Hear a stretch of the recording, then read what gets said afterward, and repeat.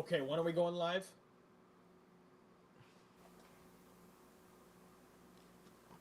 Hold on.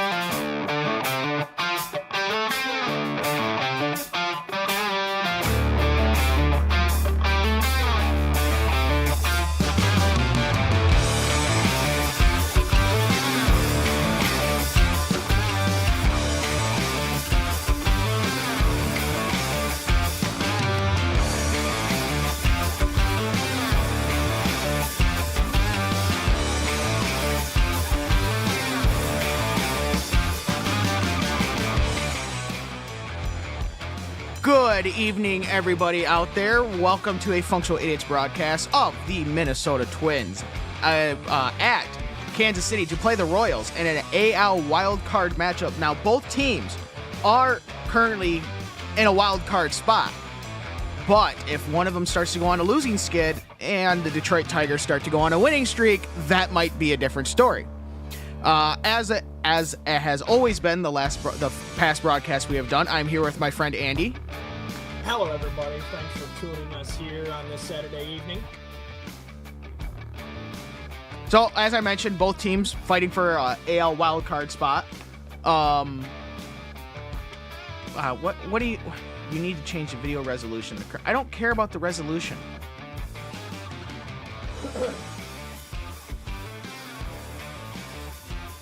Nothing like technical difficulties to I don't know why. Live school, mate.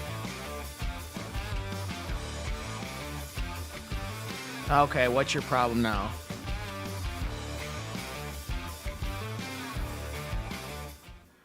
Well, okay, so YouTube just gave me a thing saying that the current resolution is not correct, which I know is bogus. So I don't know why it's giving me that problem. So I'm trying to figure out why that's an issue.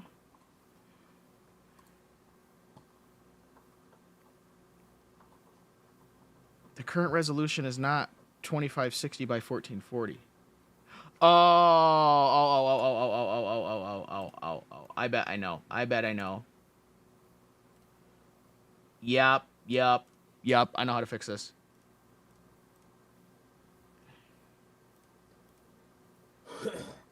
Let's see here. Well, in the meantime, did you want me to Hold rattle off the starting on. lineup? You're going to have to wait a hot minute. All right.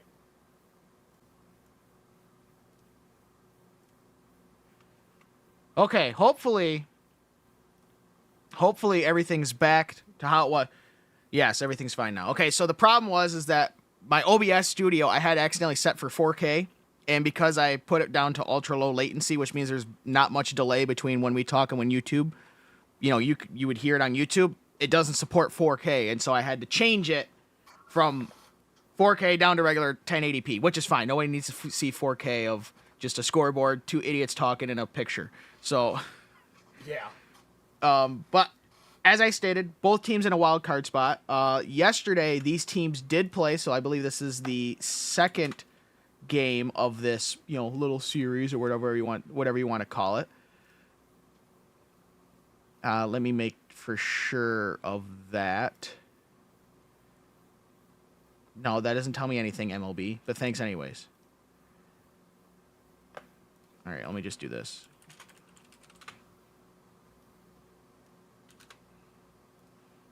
See, now with that doing, I'm totally flustered on everything now.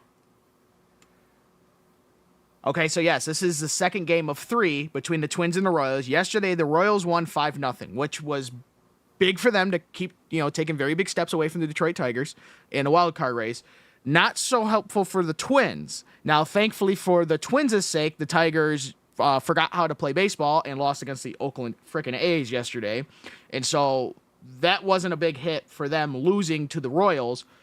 But if the Tigers decide to beat the A's and the Royals beat the Twins, now all of a sudden it's going to become a little bit more of a problem. So, the Twins, as I stated, both teams in a wild card spot. Yesterday, the Royals won 5-0, which was big for them to keep, taking very big steps away from the Detroit Tigers in the wild card race. And so that wasn't a big hit for them losing to the Royals. But if the Tigers decide to beat the A's and the Royals beat the Twins, now all of a sudden it's going to become a little bit more of a problem. So, Andy, if you want to go through your starting lineup for let's do the visiting team, the Minnesota Twins.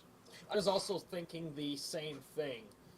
Um, Batting first for the Minnesota Twins lineup, the second baseman, uh, Edward Julian, I believe.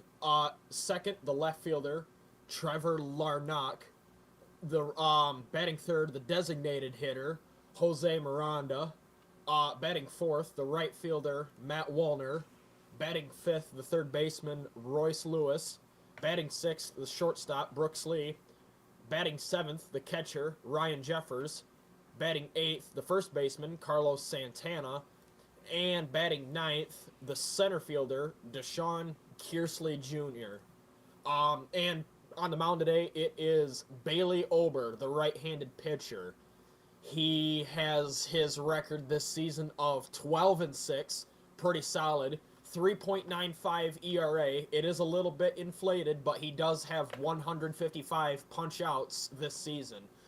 So, kind of half on, half off, relying on the strikeout guy, 50-50, or let the defense work behind you. Kind of goes both ways here. Mm-hmm. We are in Kauffman Stadium going to the home team for the Kansas City Royals. Batting first in the lineup, the right fielder, Tommy Pham. Batting second, the shortstop, the biggest prospect himself, arguably, in this lineup, Bobby Witt Jr. Batting third, the first baseman, Salvador Perez. Batting fourth, the left fielder, MJ Melendez. Batting fifth, the third baseman, Paul DeJong. Batting sixth, the second baseman, Michael Massey. Batting seventh, the catcher, Freddie Furman. Batting eighth, the DH, Robbie Grossman. And batting ninth, the center fielder, Kyle Isbell. And on the mound today for the Royals, it is Alec Marsh. He has a record of 7-8 this season. Very high inflated ERA of 4.7 and exactly 100 punch-outs on the season. Not very much a reliant strike three call guy, more of a contact to pitch type hitter. ERA is a little inflated for him, but we'll just have to wait and see how this one goes. I do not know these teams very well. I do enjoy looking at pitchers' stats every once in a while, but we'll just have to wait and see how it goes. Big game here. There's about 20-ish games to go here in the regular season. I think for these two, there's about 15 games. 15? 15 or 16 games for these guys. For both teams. They've played basically the same amount of games. Yeah. It's a difference of one. Yeah, but whatever.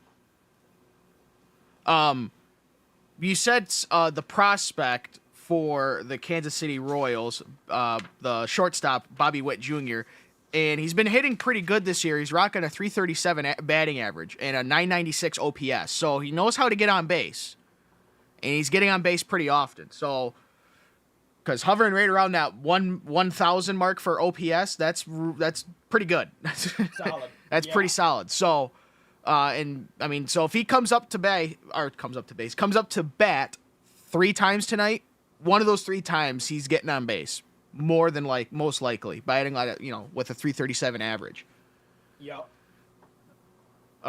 As you said, both pitchers hanging right around the 4 to 4.7 ERA mark. That's not great, but it's also, I wouldn't say horrible. 4.7 is a little on the high side for an ERA.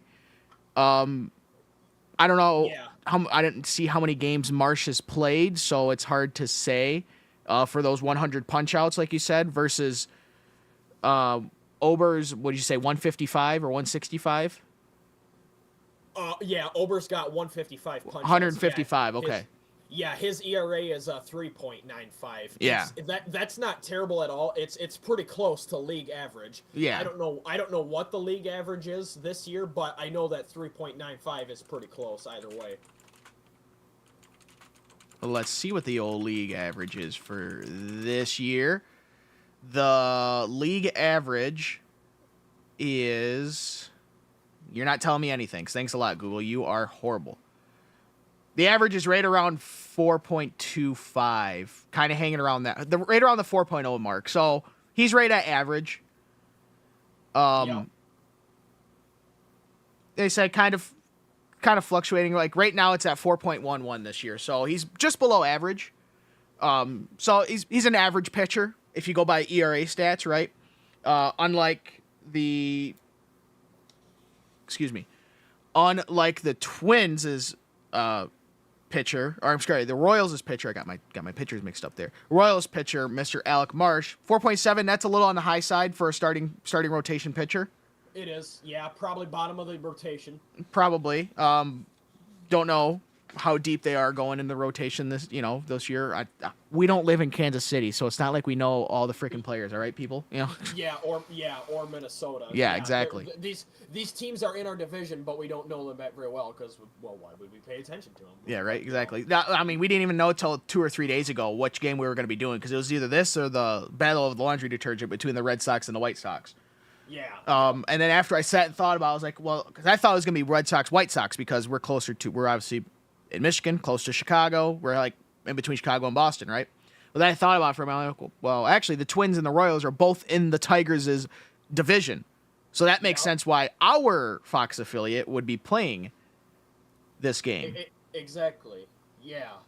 No kidding. No kidding. I tell you what, I really do appreciate that college football on Fox is running about 6 minutes long, so we still haven't even got the feed for the baseball game yet. Appreciate that. I love college football season. Nothing wrong with that, but it would be nice to get heads up for what we're trying to do, Exactly. Come on. Well, and they've run past their time slot. Their time slot ended at 7. I mean, thankfully, first pitch is until 7:15, so they still got another 7 to 8 minutes to stop talking about football. Yeah. So we'll see. Hopefully we don't miss the first pitch. If we do, I have the MLB website open so I can get at least, idea if we're going to miss stuff or not. If I see that start going up on the pitch count, I'll have to start relaying stuff like, oh, well, here we go. Thanks a lot. Yeah. Thanks for friggin' nothing. I wonder if it lists the... Okay, for anybody that's curious out there, the home plate umpire for tonight is Chris Conroy. The first baseman umpire is Shane Livensparger. Second base is Brian Onora, and the third base ump is Brennan Miller. For anybody that's curious out there, no Angel Hernandez, he's retired. So I was just about to say, yeah. Well, although it sucks because there are some other pretty bad umpires out there, so that would have been nice to get a bad ump. I mean, who knows? Maybe these guys are bad, but I don't hear their names very often, so I don't think we won't have that issue. As you said tonight, right. Kauffman Stadium, which is about a 11-year-old frickin' stadium for Kansas City. Yeah, no kidding. It's about 74 degrees out there, and a 9-mile-an-hour from right to left. So I'm assuming if you're in the batter's box looking out, it's from right field to left field. That's what my guess is. I could be wrong. I don't know why they just don't say from which freaking direction the wind is coming from. So maybe that'll help carry some yard balls over the fence, or maybe it will prevent yard balls from clearing the fence. You never know. Yeah. You never know. You never know. It almost be nice doing a game, or not being a game, but a game at the Rockies' stadium, because since you're so high in elevation, there's less drag on the ball, so the balls will carry farther. And so that tends to be the stadium with the highest home run totals every year, just because physics. Exactly. Yeah, no kidding. Mm-hmm. No kidding. Yeah. Speaking of going back to umpires, anyway. Yeah, I think I heard not too long ago the MLB is considering going to some sort of electric or digital visual-based strike zone and completely removing umpires completely. That won't happen if I'm not mistaken. That wouldn't happen because the umpire union would have a fit. I think what is more likely to happen is Yeah, I could see that too. I think what's more likely to happen, I don't remember which league or which class of baseball it's in. I think it's in Double-A ball. They still have a regular umpire behind home plate and stuff. But say like pitcher throws a ball, ump calls it a strike, the batter can tap the top of his head, and then they'll go, because every stadium has a scoreboard. They'll go to a scoreboard, and the scoreboard will show if it was a strike, if it hit the zone, or if it didn't. And if it didn't hit the zone, then that strike's taken off the board, and he's given a ball. If it did hit the zone and he's wrong, I think he gets another strike tacked onto him. And then same thing for a pitcher. The pitcher can do the same thing. Like if calls a ball, he thinks it's a strike, he can do the top of his head, and it takes like not even 10 seconds to do it, right? Because it's like they have it ready to go. It's like the control room just hits a button, it shows the thing, and then everybody in the stadium can see, oh, yep, that was a ball. Okay, so now another ball is given to the batter, or if it was a strike, then the ball's taken off and the guy's given a strike. I think that's the better option rather than just going full on electric. Because if you watch a baseball game and there's no ump back there, that's just going to be wrong. I don't care who you are. That's just wrong. Yeah. You know? Yeah, I can see that. Yeah, because with the way these, technically they're businesses. Yeah, with the way these businesses are set up and, with the league as overall, just like refs in any other sport, like, umpires too. Yeah, it creates jobs and the league pays them for it. Yeah, so I can totally see why that you would think that they would have a union, which it makes sense. So, yeah, I get it. Yeah, so like right now the Royals are 4.5 games back from the Cleveland Guardians for the AL Central, but they're probably not going to get that. Right now the Seattle Mariners have actually moved in closest. They're 4.5 games back from the Minnesota Twins for the last wild card spot. The Tigers and the Red Sox are playing, I think right now the Tigers play a little later tonight since they're in Oakland. They are both 5 games back from the last wild card spot in the AL. So it's close. It's not close. It's close, but it's not close. We're gonna need somebody to start going on a losing streak who currently holds a wild card spot to see if anything happens. I mean, the ultimate oopsie would be if Cleveland, because right now they're ahead. They lead the AL Central. If they go on a massive losing skid, that would. First of all, it'd be funnier than hell. Second of all, that would really suck because if they lose like 10 games in a row, that would be very unfortunate because they'd move from AL Central leaders to out of the playoffs. Yeah, no kidding. Yeah, so they just had the Tigers record up 72-71. They tacked on another one. They just beat the Athletics not too long ago. They won by a score of 2-1. Okay, they did. Okay, they played earlier today. So they just showed. Thank God. Yeah, they just showed a stat. So because we were talking about Bobby Witt Jr. Rocking a 337 BA and a 997 OPS.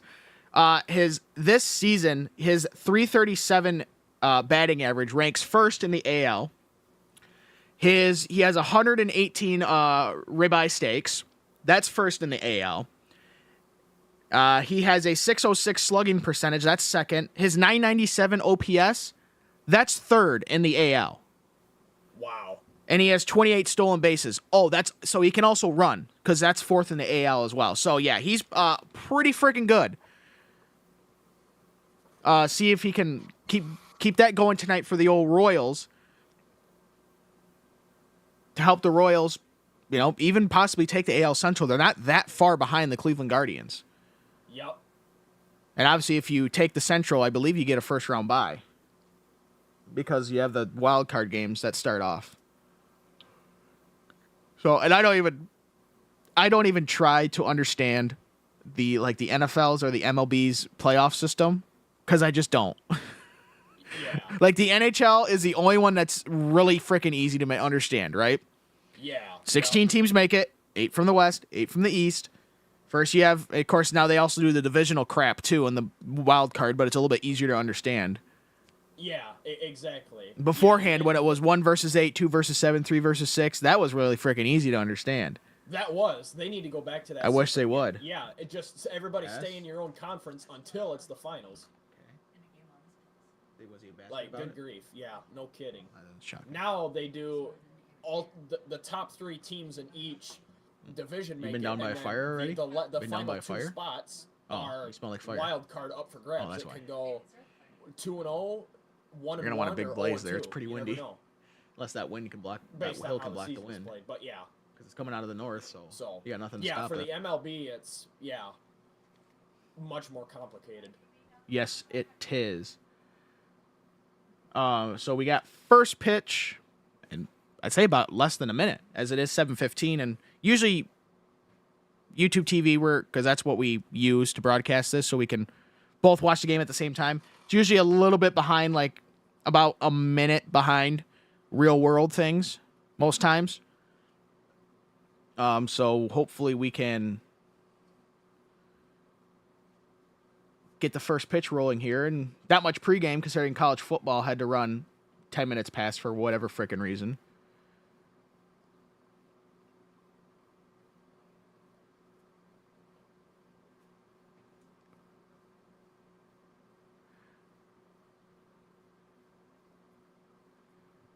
So first up, obviously, top of the first inning, top of the order. Minnesota Twins are first up to bat. And the second baseman, Edward Julian, number 47, like I said, the second baseman, will be first up. Trevor Larnach, the left fielder, is on deck.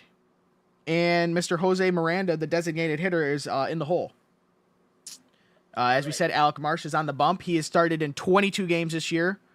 And like I said, the 4.7 ERA is a pretty on the high side. He's done 111 innings this year.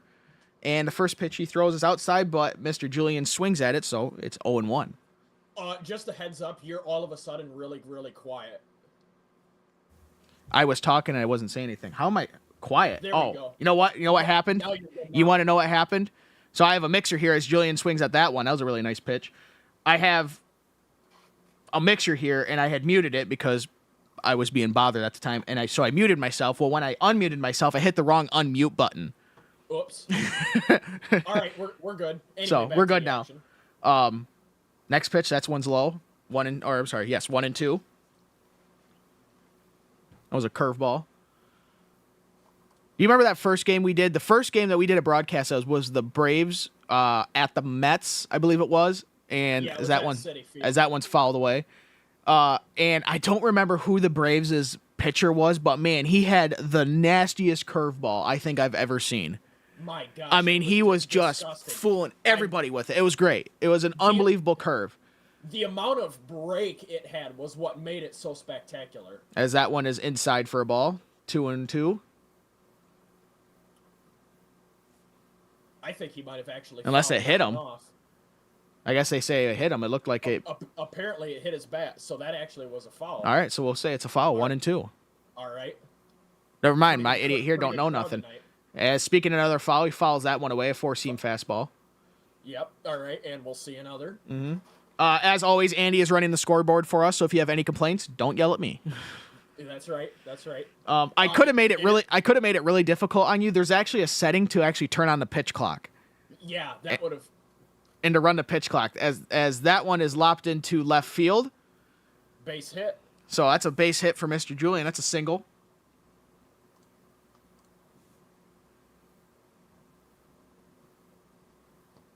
Shoot, if the pitch clock was turned on, I wouldn't have been able to keep up. No way. Did a really. I'd give Julian credit here. Textbook, drive it the other way. Yep. The outfield. Yep. Perfect. That's about as clean as it gets. Yep. As he's now. Not too high up. Got it to sit. Yep. As Larnach's up to bat now, and that first pitch is way outside. If he would have been in the other batter's box, he would have gotten a free base. Yep. That's all right. Got his eyes looking up.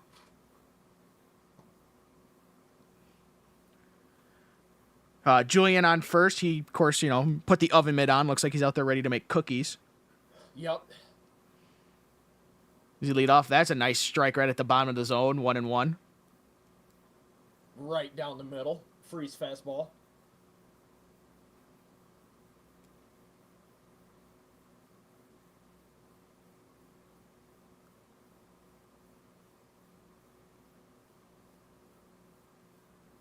As that one's shot and picked up by the second baseman, throws at the first baseman, Perez, and that's the first out. But he does advance the runner. So Julian over the second. Larnach out with a fielder's choice, as they chose not to turn the double play. That's all right. It's early. Second baseman for the Royals was Michael Massey, over to Salvador Perez. As Miranda's up to bat, the designated hitter is a first pitch, middle, for a strike.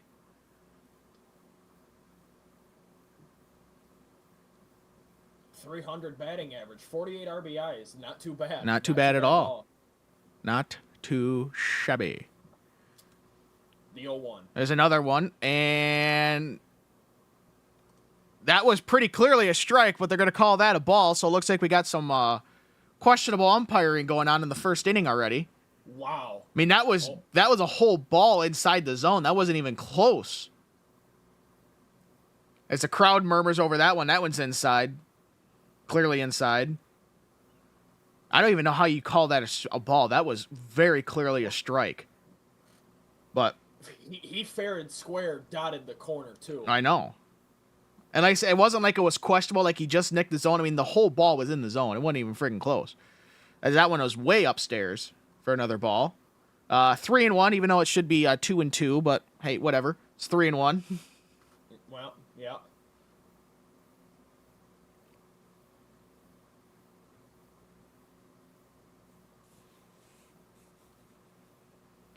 Here comes the 3-1 pitch, and that one is in there for a strike. We got a full count. That was a nice pitch right there. Yep. Full count there. He got a strike back. Yeah. Well, it should have been a punch out right there. Should have. I didn't even see what that pitch was. They said it was a sweeper. Sweeper. Okay.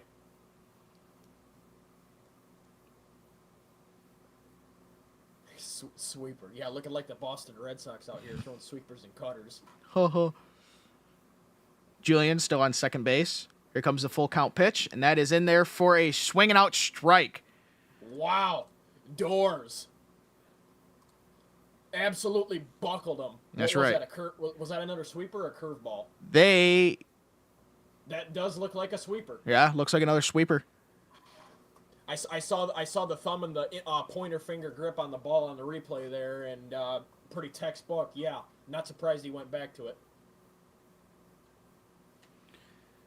As that one is in there for strike one, the first pitch on the right fielder, Matt Wallner.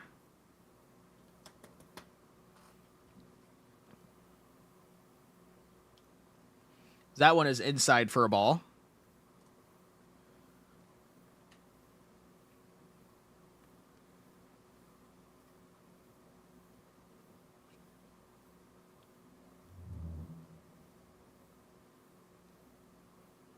Comes the 1-1 pitch. Running down the pitch clock a little bit, and that one is fouled off.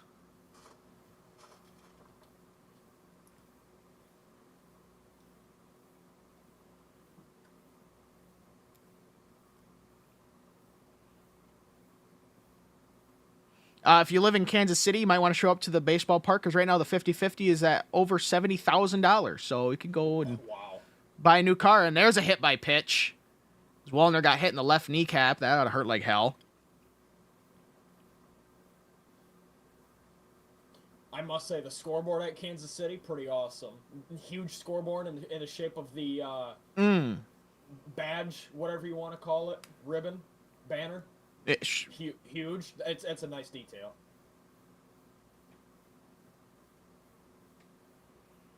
So Wallner on first base, Julian still on second base. As the third baseman, Royce Lewis, comes up to bat, and the first pitch is right in there, a four-seam fastball. Royce batting a .256 right now, 16 dingers, 44 ribeyes, and an .851 OPS, which is pretty good. If you could be .850 and above, that's not bad. Next pitch is fouled off, 0-2.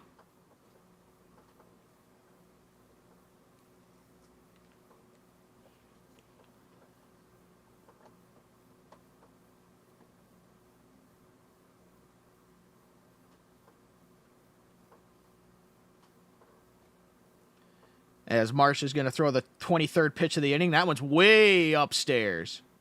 I think that would have even been a ball for Paul Bunyan. That was so high. 1-2. They must be pretty thankful the catcher caught it. Otherwise, that would have been a wild pitch. I could have seen the guy whatever his name is, going to third. Julian, both of them would have very easily advanced the base. Wallner and Julian, and they say he went on that one. Did he go? Yes. They say he went around, so a strikeout for Alec Marsh. It's the second one of the inning. second one of the game overall, but he got 2 out of that inning. A hit by pitch and a hit put on him. So while no hitter and no perfect game for Alec Marsh. But Andy, let's move over to the Royals side and their starting lineup. Or starting, who's going to be hitting first for the Royals? Leading off at the bottom of the first, it is the right fielder, Tommy Pham. Batting second, it is the shortstop, Bobby Witt Jr., one of the biggest prospects himself in the game. And the cleanup hitter batting third is the first baseman, Salvador Perez. I don't know. Maybe he does do freemasonry. I don't know. You never know. Over on the scoreboard, if you want to give the Minnesota Twins 1 hit, because they do have 1 hit. Oh, oops! I put that under his runs. See, there we go. There you go. My bad. It is not 1-0. Right. It is still 0-0. Zip zip. 0-0. Again, all right. If you have issues with the scoreboard, don't yell at me. Exactly. Yep, that would be my fault. Yeah, no kidding. So, alrighty, we're gonna take a super short break, and then we'll be right back after this.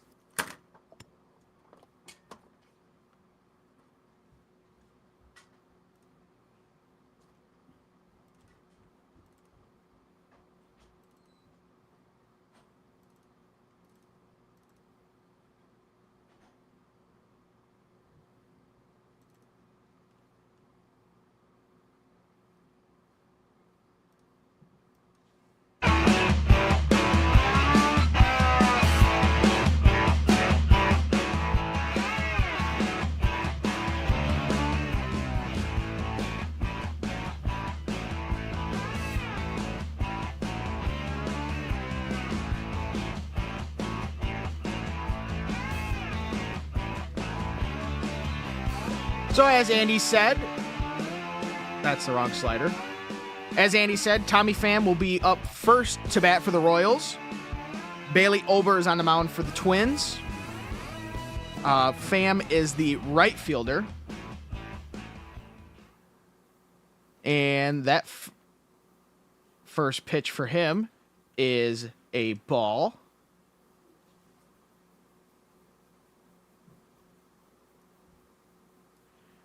Next one in there is fouled off down the third base line. It'll be 1-1.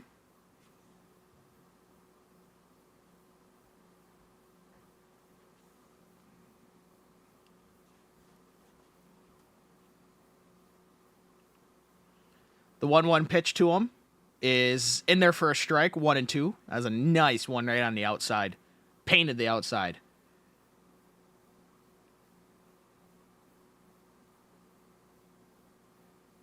1-2 pitch is down low, backwards K, got him looking, rung him up. Oh boy.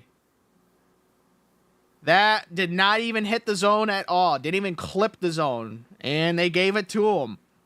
Gave it to Bailey Ober.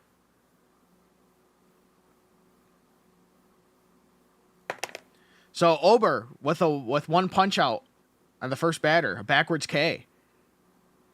Next pitch is in there for a strike. That was pretty outside. So it looks like we have a pretty liberal strike zone tonight. As Bobby Witt Jr. is up to bat, as stated multiple times, with a .337 average. 97 ribeyes. As he pops that one up into right center field. And the right fielder, Matt Wallner, will catch that one no problem. So 2 outs. 2 up, 2 down so far.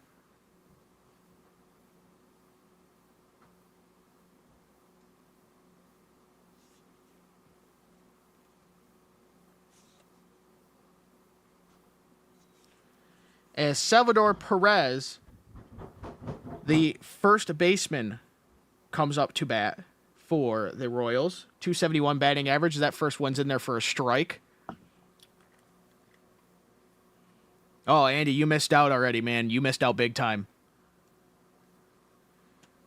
2 outs? 2 outs. No, that first out, though, was a bogus out, as that one is inside. Looks like a hit by pitch. As he gave Ober on the mound a pretty good stare down.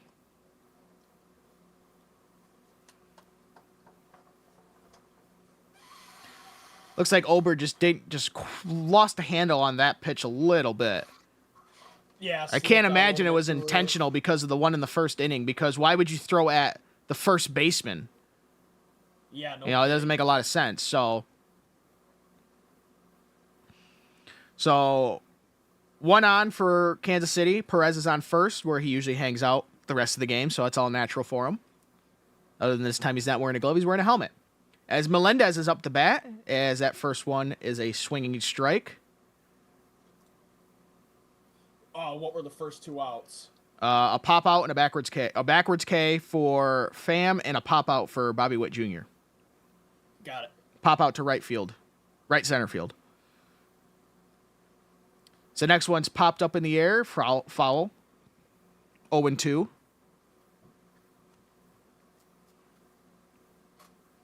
He was a little bit behind on that one and a little bit under it.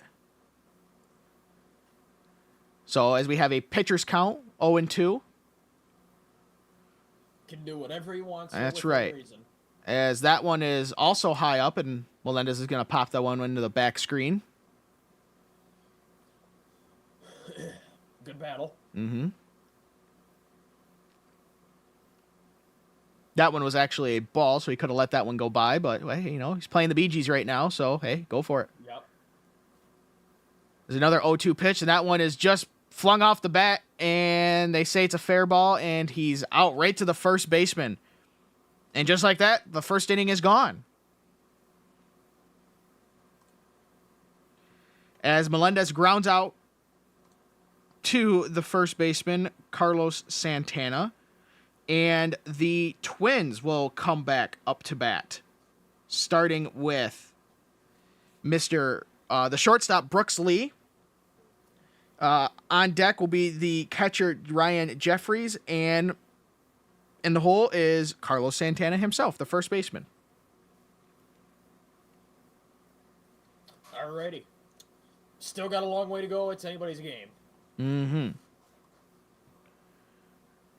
So right now they're playing. I don't know if they're playing this, if this is a national ad or a local ad, but Applebee's has been running a 50-cent bonus ad for the NFL season. They have Dan Campbell on, obviously the head coach for the Detroit Lions, and he's the waiter, right? Fantastic. And there's two people in the booth. Campbell's got his headset on that football coaches wear. He goes up there and he's like, "Hey, welcome to Applebee's," and then he puts, you know, like the little booklet that the waiters or waitresses write the orders in. He covers up in his mouth. He's like, he's like, we'd like to offer you the 50-cent boneless wings. And one of the guys is like, why are you doing that? He's like, yeah, I'll do that. And then I'll do that. And then Campbell's like, cover your mouth. They'll steal your order. And so the dude puts a menu up in front of his face. He's like, I'll do the 50-cent boneless wings. And then the person he's with is like, I'll also do that with the menu covering their face. And then Campbell's like, perfect. They'll never see it come. It takes both menus and walks away with it. It's so simple, but it's funny because obviously a football coach always covers their mouth because they're going to steal your sign. Or, well, in this case, they're going to steal your order. Yeah, no kidding. I don't know who's stealing the order. It's definitely not chickens. They are the order. Ha! Classic. Yeah, or Dylan and I's or our sound effect, whop. I thought that was a pretty quality joke, but yeah, boo wop. Yeah, it wasn't too bad. It was alright. Oh, gotta love Saturday night baseball. Yes, sure. Good Especially stuff. coming down to the end of the season in about 3 weeks rather. 3.5 weeks will be starting the postseason. Playoffs. Everybody loves playoffs. Baseball. That's right. Always good action. Packed crowds every single time. Yep. As mentioned, number 72, the shortstop for the Twins, Brooks Lee, is up to bat, and that first one is popped up. Foul. Fouled back behind home plate.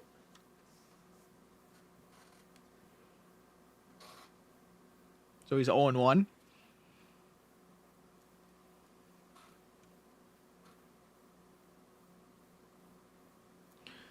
That one is outside the zone, but called a strike. So it's 0-2, pitcher's count. Yeah, we definitely got a very pitcher-friendly strike zone tonight. Other than that one that was in the zone that was called the ball, other than that, it's been a very pitcher-friendly strike zone. That one is called a strike, did clip the zone, so a backwards K as he gets rung up for Brooks Lee. Give him credit. Breaking ball, dotted the corner, Buckled him, froze him, just got him looking. Yeah, that's right. Window shopper, that's one down. Mm-hmm. Window shopper.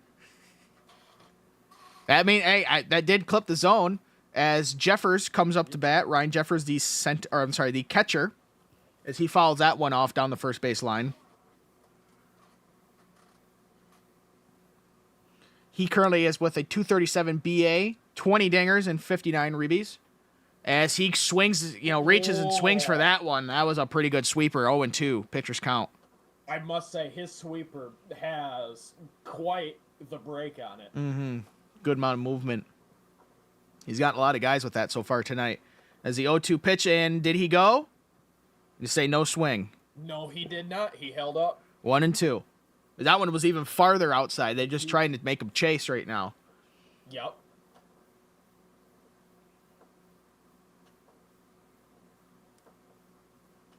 So the 1-2 pitch on Jeffers is fouled into the catcher's groin. That's right. Walk that one off. That's all right. That's why we got cups for a That's reason. right. That's right.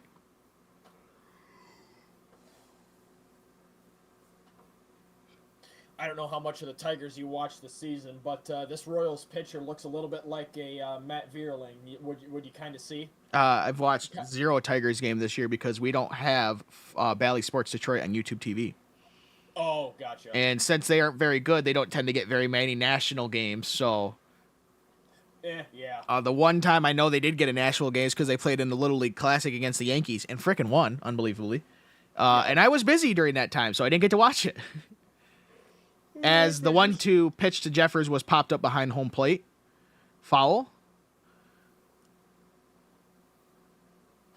There's the next one. He caught him chasing on that one. Nice strikeout. Good curveball on that. One. Jeffers strikes, goes down on strikes. Got him with the curveball. Let's take a look look at that. here. Oh, just breaks beautifully right there. Wow. I give the batter credit. He had a good visual on it, but the barrel just missed by a little bit over top of it. Mm-hmm. As Carlos Santana, the first baseman's up to bat, and he's going to follow one down the third base line first.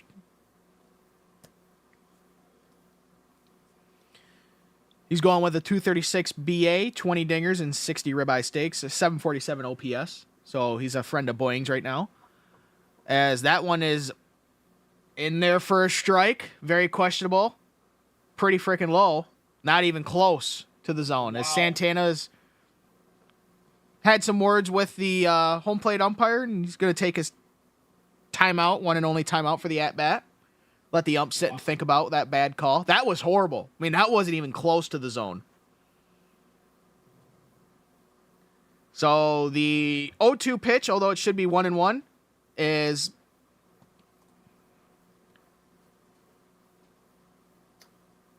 low for a ball. Low for a ball. So we got 1-2, should be 2-1. 2 outs. And that one is fouled down the third base line. Four-seam fastball. That was the 37th pitch for Marsh already. So right around 20 pitches an inning right now.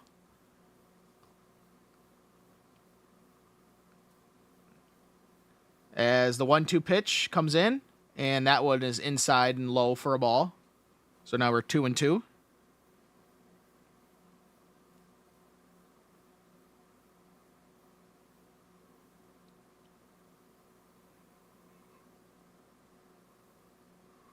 The 2-2 pitch. That is popped up right along the first base line as Perez comes in and grabs that for a pop out. So just like that, 3 up, 3 down for the Twins. Starting off with the Royals. Take it away, Andy. Should be 4-5-6, correct? Correct. 4-5-6. Leading off the bottom of the second, it is the left fielder, MJ Melendez. Batting up next, it is the third baseman, Paul DeJong. And the cleanup hitter this inning is the second baseman, Michael Massey. Coming up. Mm-hmm. No hitter still on the board, but it's only the bottom of the second, so anything could happen. Well, no hitters for the Royals. Yeah. We've had one hit. One. Yeah, to lead off for the Twins. Yeah, the leadoff hitter, leadoff batter. We've also had 2 hit by pitches. So I guess it depends on how you want to classify hits. Yep. You want lumber on ball? We've had 1. If you want ball on skin, we've had 2, 1 for each side. That's right. Both in the first inning.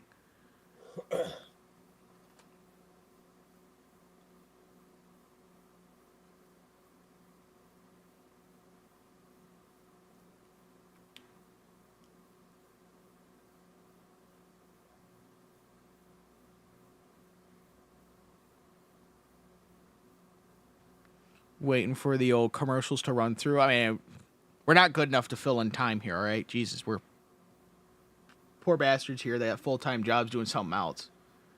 The hell you want from us? Don't it? Yeah, right?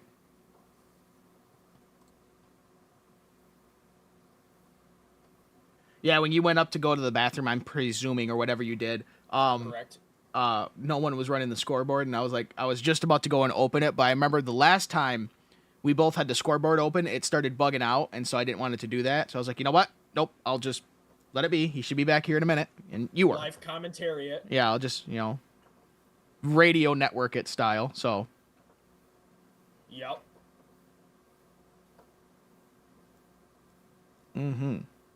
As we finally come back just in time for the first pitch, as Paul DeYoung is up to bat, and he takes a looking at that one. That was a nice pitch in outside corner, bottom corner for a strike.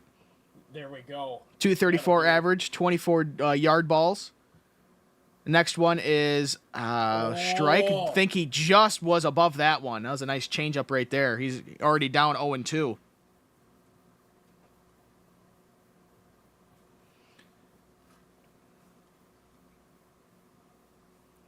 Big third baseman as the 0-2 pitch comes in. He puts that one into play to his counterpart as he flings that one across the diamond for an easy out. That was a 5-3. Not hear me pounding on the floor.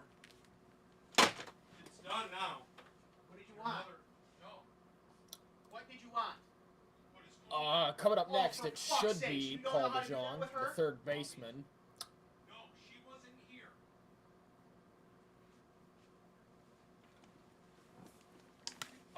Ober steps up, takes the pitch. Four-seam fastball, 91 mile an hour, is in there, away, in the zone. Strike 1. 0-1 is the count.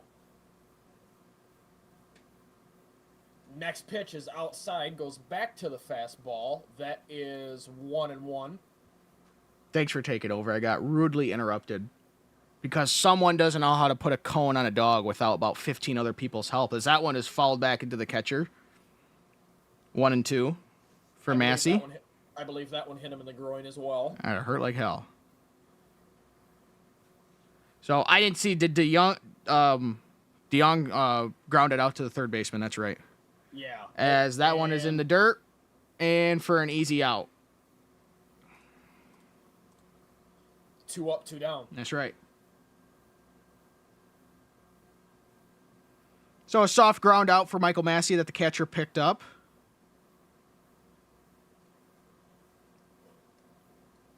And DeYoung also grounded out to the third baseman. As Freddie Furman, the catcher, comes up to bat, and that first one in there, beautiful curveball for a strike. Middle. Yep. It was good stuff. He's got a 290 batting average, which is pretty good for a catcher. Not bad, yeah. Not bad at all. As he flings that, just pits that right back to Ober at pitching, and he's just going to softly throw that to Carlos Santana, and just like that, 3 up, 3 down for the Royals. Very quick inning on that one. Mm-hmm. So, Andy, who do we got coming up to bat? Looks like we're about to fling back to the top of the order for the Twins, doesn't it? Yeah, what is... The 9-1-2. It is 9-1-2. That's what I thought. All right. So, that is leading off for the top of the third. It is the left-handed batter, the center fielder, Deshaun Kiersey Jr., batting second, left-hander, second baseman, Edward Julian, and the cleanup hitter, left-handed batter in the left field, Trevor Larnach, I believe is how you pronounce his last name, Larnach. Correct. All right. Go back around. Julian had a single over to left field, and Larnach was had a fielder's choice as they decided to throw at first. They did not turn the double play, but they decided to throw him out at first rather than getting Julian out at second. So it was a fielder's choice. Yep. So, Andy, why don't you go ahead and take over for a hot minute as well? Gotcha. Alrighty. So, a lot on the line here. Technically and mathematically, whatever you want to call it, about 15 games to go here in this matchup if you're joining with us. Coming up to playoff baseball very, very soon here as we are waiting for commercials to get done here. Yeah, looking forward to playoff baseball as college football season is around us here, and we are currently in week 2 of college football, or week 3, I think, one of the two. But nothing wrong with that. Nothing wrong with playoff baseball either. That's what we're looking forward to here at the Functional Idiots podcast. We currently do not have any plans yet on playoff baseball. Stay tuned with us. Keep updated around the channel here as we potentially might go to the NFL and live streaming or broadcasting Detroit Lions games. So stay tuned for that coming up here soon. All right. Marsh goes ahead and takes the first pitch of the inning. That is a curveball, top right corner, painted it. That is strike 1. Kiersey Jr. up to bat. Actually, it was called a ball. Never mind. Excuse me. Next pitch, fastball, popped up in the air. Center fielder's underneath it. He will make a routine grab. That is 1 up, 1 down. Coming up next, Edward Julian. He's 1 for 1 on the evening so far with a leadoff single. Marsh is at 41 pitches here at the top of the 3rd inning.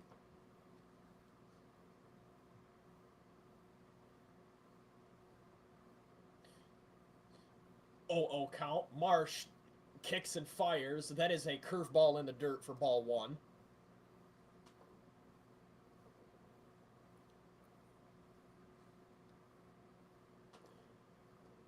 Next offering.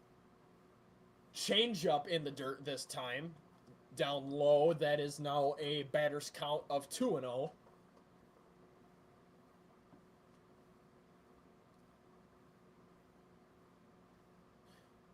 Marsh kicks and deals.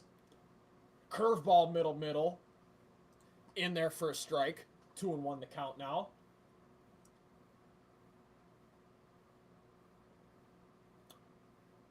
Marsh fires another. That is ripped. Fair ball. Down the right side. Down the first base line. Could be extra bases. It is. He will very cleanly get into second, and that's another man aboard. So another hit for the Twins. Very clean drive the other way down the first base line. Bounced off against the wall. The right fielder came in to grab it and got it and settled it down. That will bring up Trevor Larnach, the cleanup hitter.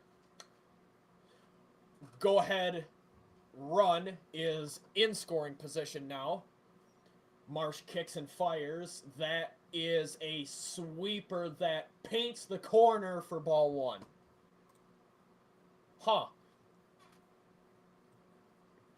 I forgot his name, but older gentleman umpire this evening. It's not easy, but it is what it is. That one misses the knees inside corner for ball 2.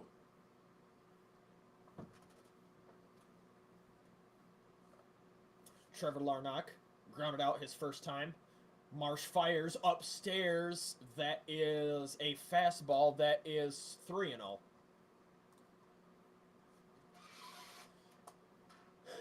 3-0 count. Got to be ready to pull the trigger here. Coming up for Larnach. Marsh kicks and fires. Upstairs. Yep. In there. Strike one. The count is now 3-1 for Larnach. Marsh settles. Kicks and deals. Swing and a miss on the changeup down low. That is strike two. Full count. Good changeup. Good breaking movement from Marsh there on that one. Full count. Runner on second. 1 out. Marsh gets ready. Gets a pitch off in time. In there, struck him out. Got him looking at the freeze fastball. Upstairs and in. That is another punch out. And that's 2 down with 1 on. So that will bring up the right fielder, Matt Wallner.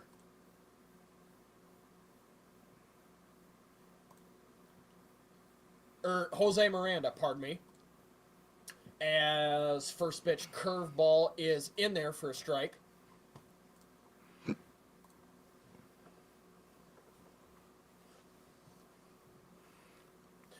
0-1 is a count. Marsh fires another. Oh, he thought about it. Went back to the sweeper, but that's outside for ball 1. 1-1 is a count.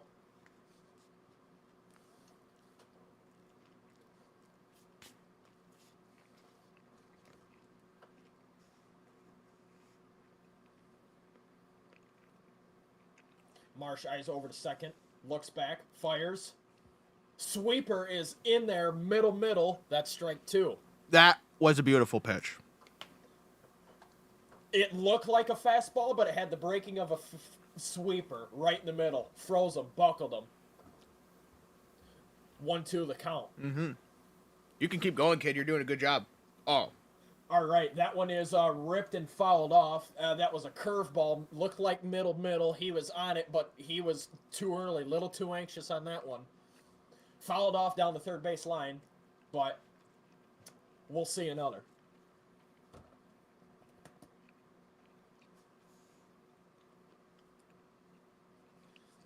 All righty, as we go to the next pitch, top of the third, 1 on, 2 outs.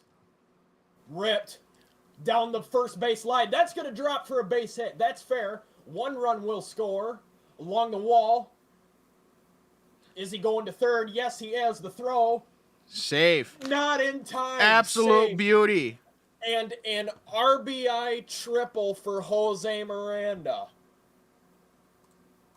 Minnesota off and running with a 1-0 lead early. That was beautiful. Right down the right field line.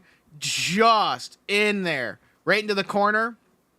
And boy, Extra did he base. got a good bounce off the wall, and boy, did he get on his horse. You know, it's one of the more crucial, underrated aspects of the game, too. It's so important nowadays when you make contact, how fast you can get out of that box goes a long way. Mm-hmm. You can tell as he rounded second base, he was definitely running out of gas. Yeah, there no was a kidding. huge disparity between first to second as there was from second to third. He was running out. He needed to make a pit stop. As the right fielder Matt Wallner comes up to bat, he watches a ball outside.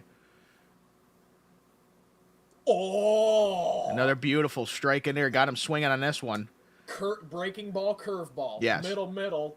Just missed it. 1-1. The first time Wallner was up to bat, he was a hit by pitch, so he got a free base. As Miranda is about a third of the way to home right now. As that one's flinging to right field again. That's going to drive 1 run in. Wallner's on his way to second. And no problem there. So Minnesota with a little bit of a 2-out rally here. With a double line drive to right field right down the line. For RBI double.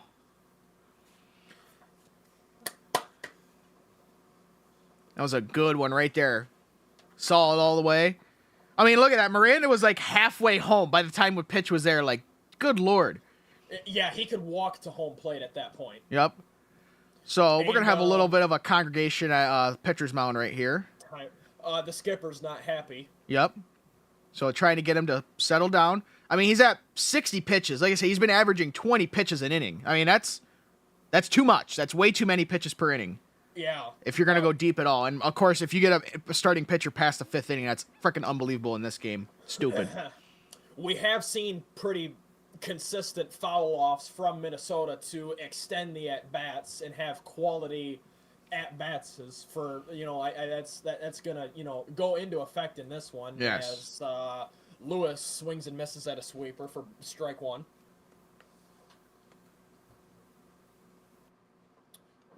Two outs, runner on second.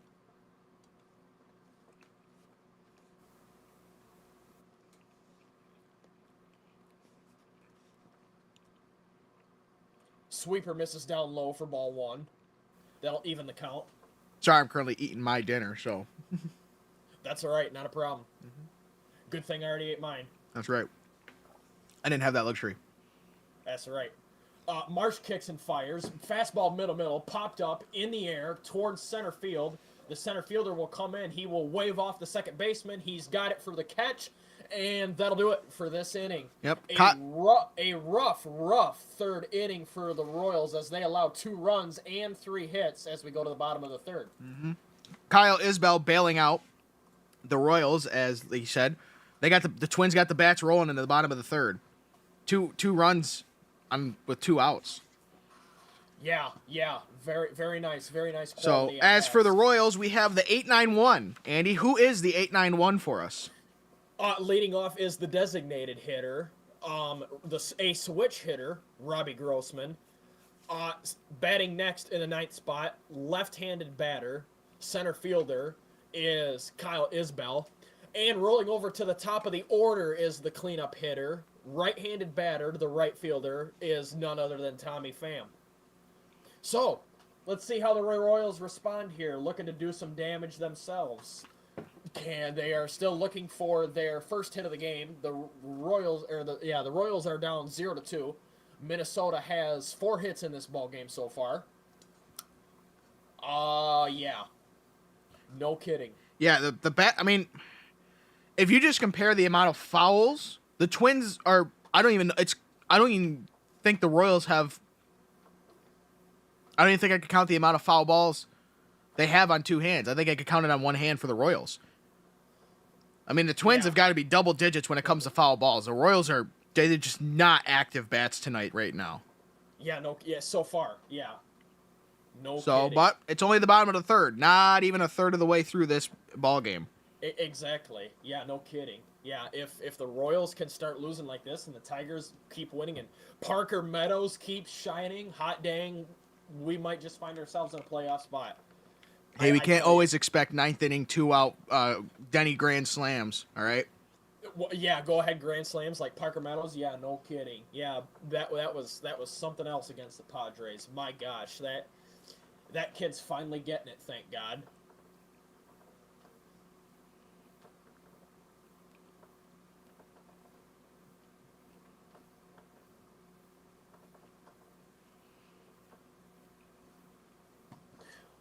All right, so here we go. Ober back on the mound for the bottom of the third. Robbie Grossman up to bat. He looks at a fastball up high. Good take. That is ball 1. 228 average. Bottom of the order. Changeup is in there. Just barely dotted the outside edge. That is strike 1, and that'll even up the count. That was a beaut of a pitch. Ober winds up, kicks and fires again. Fastball is way up and outside. Got his eyes looking up, just trying to expand the zone a little here. We're trying to work the umpire. The umpire's been pretty liberal, but he's not that liberal with the zone, all right? Yeah. Got to rein her in a little bit. When it's 2 feet outside, yeah, no kidding. That one's hit to the second baseman. Base hit. He knocks it down, but it's not good enough. That's the leadoff man aboard. Mm-hmm. So that's going to be a base hit. The first base hit of the game. I wouldn't quite say that was an error because that was coming at him pretty fast. I wouldn't be surprised if the exit velocity was over 95 miles an hour on that one. That's not So, an error. that's- You don't get an error for just knocking the ball down. I mean, if he would have caught the ball, picked it up, and then missed it on the transfer, that would have been the error. But just knocking it down like that, that's not an error. It shouldn't be an error. That's a fair base hit. Yeah, no kidding. All right, that'll bring up Kyle Isbell. The first pitch was fastball, tap foul behind home plate. Ober kicks and fires changeup. That is a ball outside by about 8 inches on that one. That'll even up the count at 1-1. Ober getting closer to 30 pitches now. That goes back to Julian. In the last one, Julian was even playing pretty far back, and Grossman just had absolute gas off the bat as that one's lofted into right field, into foul territory, and caught by Wallner. So a pop-out foul ball for Isbell as we now loop to the top of the order. That'll bring up Tommy Pham. He's got this, fam. Don't worry. That's right. 58 batting average, 8 home runs, and 35 RBIs. So not bad. Not bad. Right around the average mark. Yep. In the first inning, he got caught looking. So looking to do a little bit better now. Of course, we got somebody on base, being Grossman. He's in first, and they say that's in there for a strike. Ooh. It was just outside the zone by an inch. Generous call strike. It was close, but technically generous. So, hey, what do you do? If he's going to give you that zone, play that zone. Yup. Just about went back to it. Fastball, swung off foul. 0-2 is the count. Mm-hmm.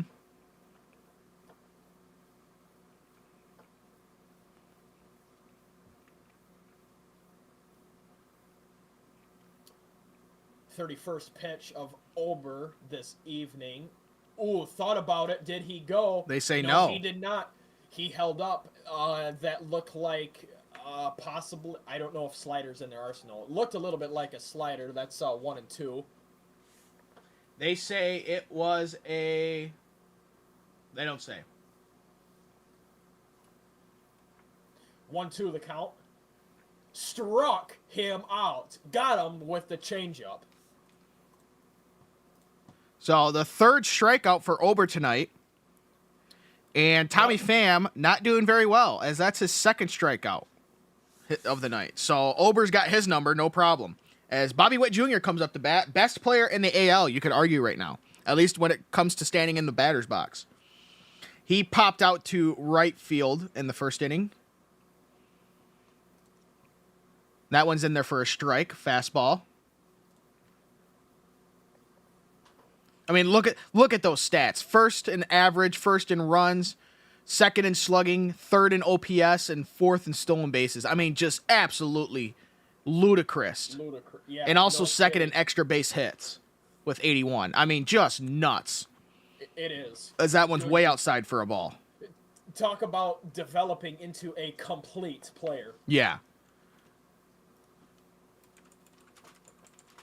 And in case anyone's curious, he is only 24 years old, so long, fruitful career ahead of him, most likely. Yeah, no kidding. Because that one is in outside and low for another ball. 2 and 1. A little dyslexic there. This is Bobby Witt Jr.'s second or third season in the league. I could not tell you that. I think it's his second. So, but that's just me. as we get the 2-1 pitch, as Ober ran down the pitch clock, and that one's popped into left field, deep left field. But no problem for Larnick as he's underneath that one, and Bobby Witt Jr. is 0 for 2 with another pop out. This time to left field. So, and if we know anything, that means in the next time he comes up the bat, he should pop out to center field because, well, that's the way he's been rolling so far. So, Yep. So, but that's it for the Royals as they leave one stranded on first base. And we roll back to the Twins. See if they can get their momentum rolling again with the 6, 7, 8. Who are the 6, 7, 8, Andy? The leadoff hitter at the top of the fourth is the switch hitter shortstop, Brooks Lee. Batting next in the 7th spot is the right-handed catcher, Ryan Jeffers. And the cleanup hitter batting 8th The switch hitter first baseman, Carlos Santana. So,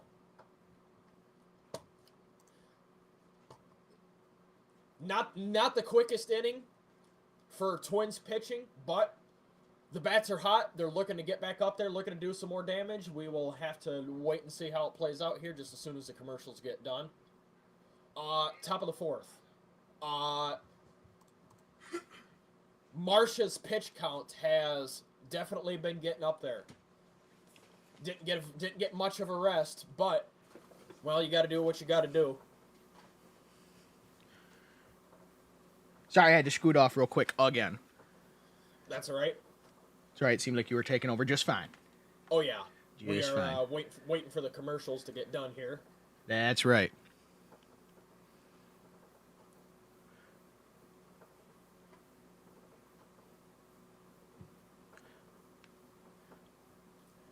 As you said, Brooks Lee, first up the bat, he is currently in the first inning. He got caught looking. I'm sorry, not in the first inning. The second inning, excuse me. Got caught looking in the second inning for a strikeout. He currently has a 246 batting average this year and a 642 OPS. So not great in the OPS department. See, I always forget that the Royals won the World Series in 2015. I remember that year. That sucked. I think they beat my Mets. That figures. Yep. As that one is flung down the right field line. Good thing the netting was there. Somebody was going to be losing a beer. At least.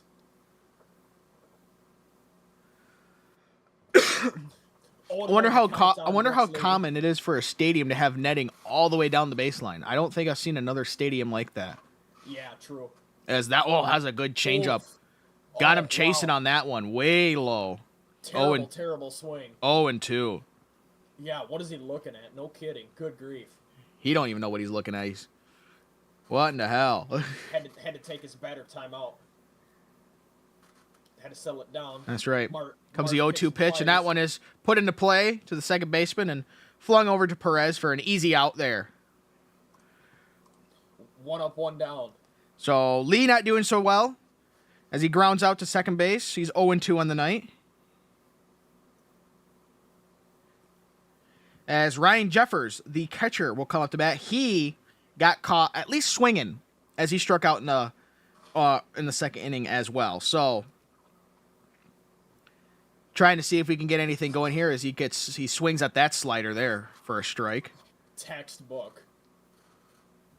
Starts middle in the plate like a hanging fastball, whatever, and it dips last second. Perfect execution. Mm-hmm. Kicks and fires. And that's a good frame job by the catcher there. That sinker was called for a strike that missed the zone. Low. It was only off by about an inch or two, but still off. There you go. Still missed the zone. Comes another one. And that one's lofted down the first base line and foul. Once again, off the netting. So, I think the right fielder there, Tommy Pham, might want to just be playing the foul line because, good Lord, that's like the third time in 5 batters that we've lofted one down the right field line. At this point, you might as well, get pre-aimed over there. It is.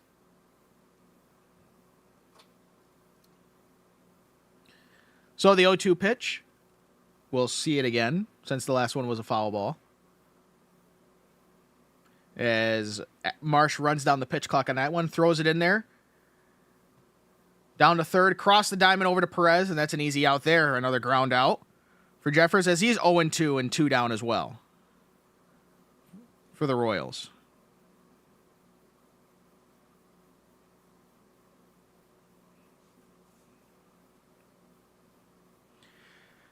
So the third baseman, Paul DeJong, getting pretty used up and active today, along with Perez. We've had a double ground out to third base, as that's a nice pitch right at the top of the zone. As Santana's 0 for 1, he popped out in the second inning for that 3 up, 3 down inning for the Twins. As he's going to foul that one off back behind home plate. 0-2.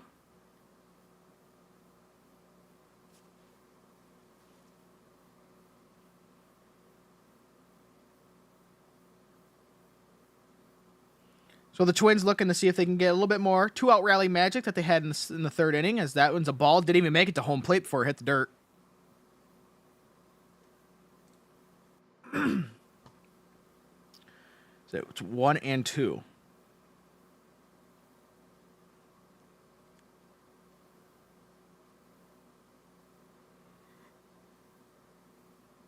Santana, the first baseman for the Twins. As we stated, 0-1. Comes the 73rd pitch tonight for Marsh. And he's going to follow that one back as well. So we will do what, Andy? See another. Soft tap foul behind home plate. So he's playing the Bee Gees right now and staying alive. That's right. Well, they're doing the right things, extending the at-bat. That's right. Here comes another 1-2. And that one is just Bibbidi Waddle grounded out to Bobby Witt at shortstop. He's going to toss it over to Perez for another out. So just like that, 3 ground outs for the Twins. Everybody touching the ball here. Everybody in the infield at least. And that was a ground out to the shortstop. So now we move over to the bottom of the 4th inning and the Royals, seeing if they can get anything going with the 3-4-5. Leading off is the right-handed batter, the first baseman, Salvador Perez. Batting next is the left-handed hitter, the left fielder, MJ Melendez, and the cleanup hitter, right-handed batter, the third baseman, Paul DeJong. Perez was hit by pitch in the first inning. Melendez, that's Black Ops 2. Melendez grounded out, and DeJong grounded out to the third baseman. So definitely not much. Well, I mean, overall, there's not been much at all going for Kansas City. Like I said, they have 1 hit compared to the Twins' 4. And I don't even know. If I would have known it, I totally would have been counting the amount of foul balls between the Twins and the Royals, because if you do, the Twins have got that handily way ahead of the Royals. It's not even close. Yeah, no kidding. The Twins able to be burning up Alec Marsh on the bump. Yep. As he's flirting with 80 pitches already. No kidding. So he's keeping that 20 pitch inning average alive. Yeah, no kidding. Speaking of my Mets, a half hour ago they posted on social media, the Mets get another win today. They beat the Reds 4-0. That is now 9 wins in a row for them New York Mets. I tell you what, man. Francisco Lindor has been something else this season. I gotta tell you. He always is coming up clutch for us, man. So what you're saying is the Mets have been absolutely cooking lately. They have. Francisco Lindor has been leading the way on offense. So as we come back, one said Perez up to bat. He's got 94 ribbies this year, so pretty good, as he's going to fling that one down the third base line for a foul ball.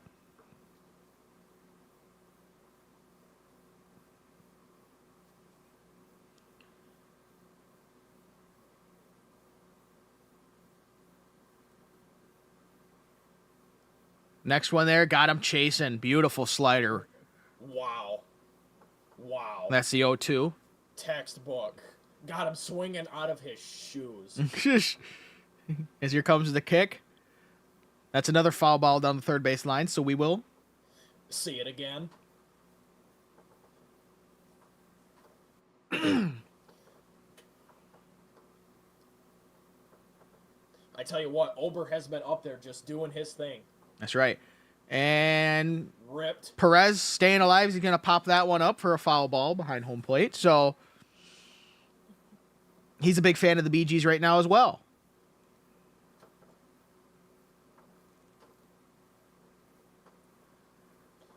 Comes the kick in there. He's going to ground it to the shortstop, fling it across the diamond over to the first baseman, Santana, for the first out. So another ground out for the Royals. They have not been doing well. Tough at bats. Yeah, at least Perez was seeing the ball because he had a couple foul offs there, and he did put at least lumber on it. Granted, it only went to the shortstop. It was just a little dribbler. Exactly. But hey, at least he's seen the ball as Melendez comes up for bat. He grounded out in the second inning. Or excuse me, the first inning. That one's upstairs for ball 1.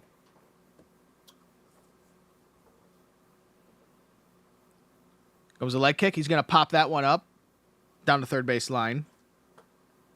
But into the crowd, so someone's getting a free ball tonight. So it's 1-1. I don't think Ober has that many strikes tonight. I think he's only got, 2 or 3? He's been getting weak contact on the barrel and letting the defense do the work behind him. So he's been solid with that. Yeah, he's got a couple Ks, so it's not like he's been bad. Exactly. As he got Melendez swinging on that one. It's 1-2. Cutter inside.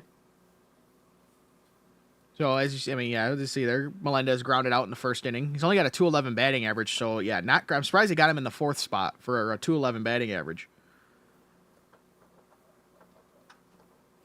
As here comes a 1-2 pitch with the leg kick. Gonna launch that one down the third base line. So we will see another.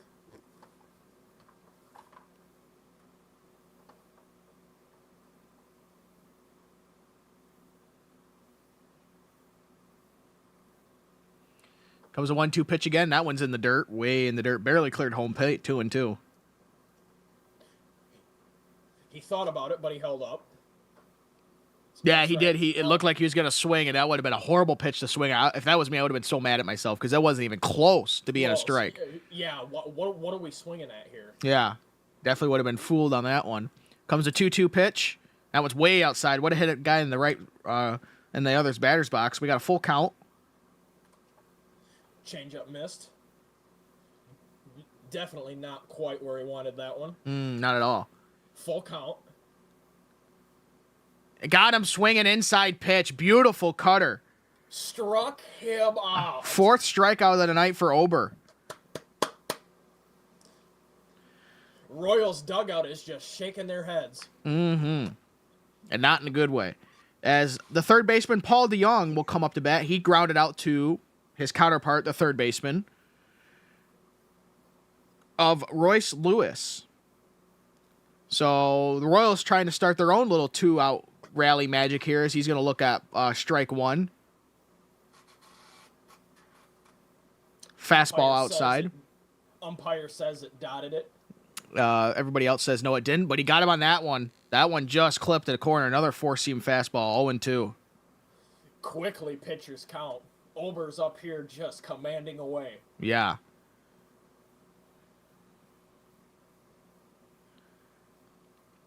pitch. Pitchers count, but that one's in the dirt for a ball. 1-2. On a changeup, got his eyes moving.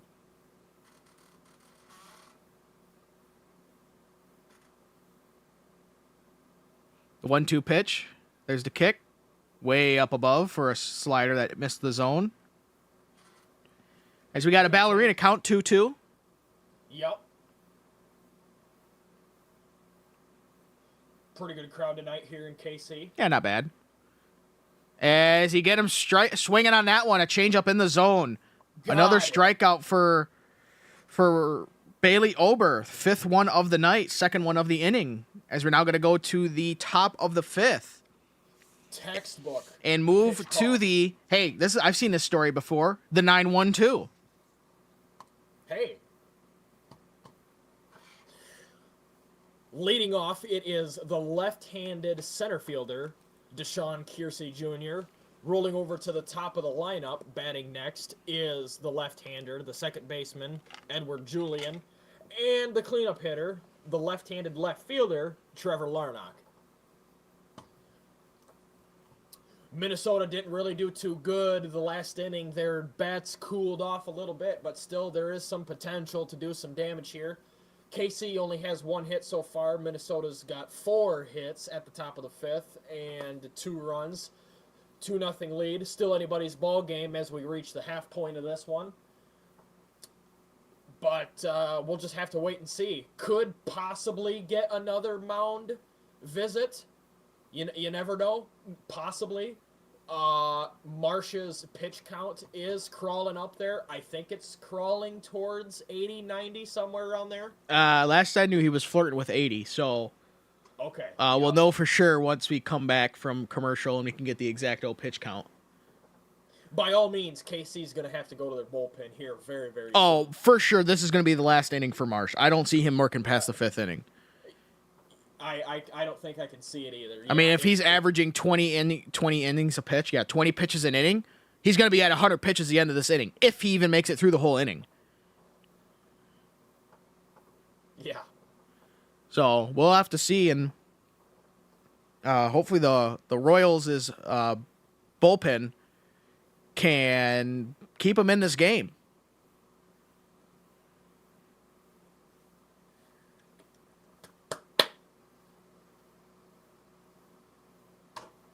Going to be interesting to see coming up here just as soon as the commercials roll over. Yes, ma'am.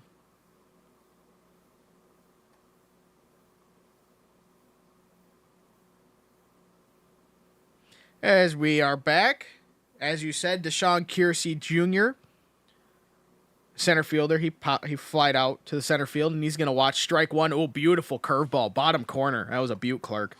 Outside dot. Got it. 0-1 is a count. This will be Marsh's 76th pitch of the evening. Mm-hmm. As that one is a changeup that's fouled down the first base line. 0-2. He did not fly out to third. He flied out to the center fielder, guys. Get it right. Graphics department screwing up. That's right. As the 0-2 pitch is in the dirt. Curveball downstairs. Good take. I'm going to throw that ball away. It's no good.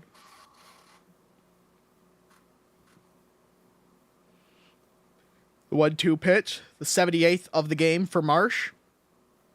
And that one's fouled away behind home plate. So we will. See it again. Ball boy comes in and gets it for a routine. Mm-hmm.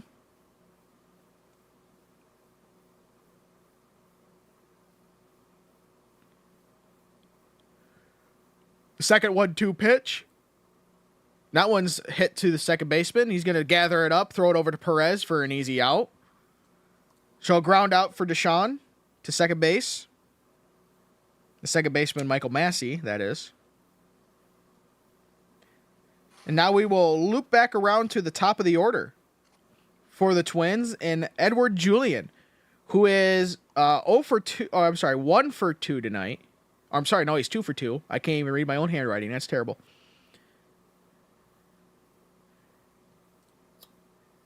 As he's going to watch ball one. Change up in the dirt. No, that's not the wrong. It's the 5th inning, you idiot. The 1-0 pitch. He's going to put that one into play, and that's scooped up by Massey. Good sliding plays. He's going to do a quick turnaround and throw it over to Perez. Good play by Michael Massey there.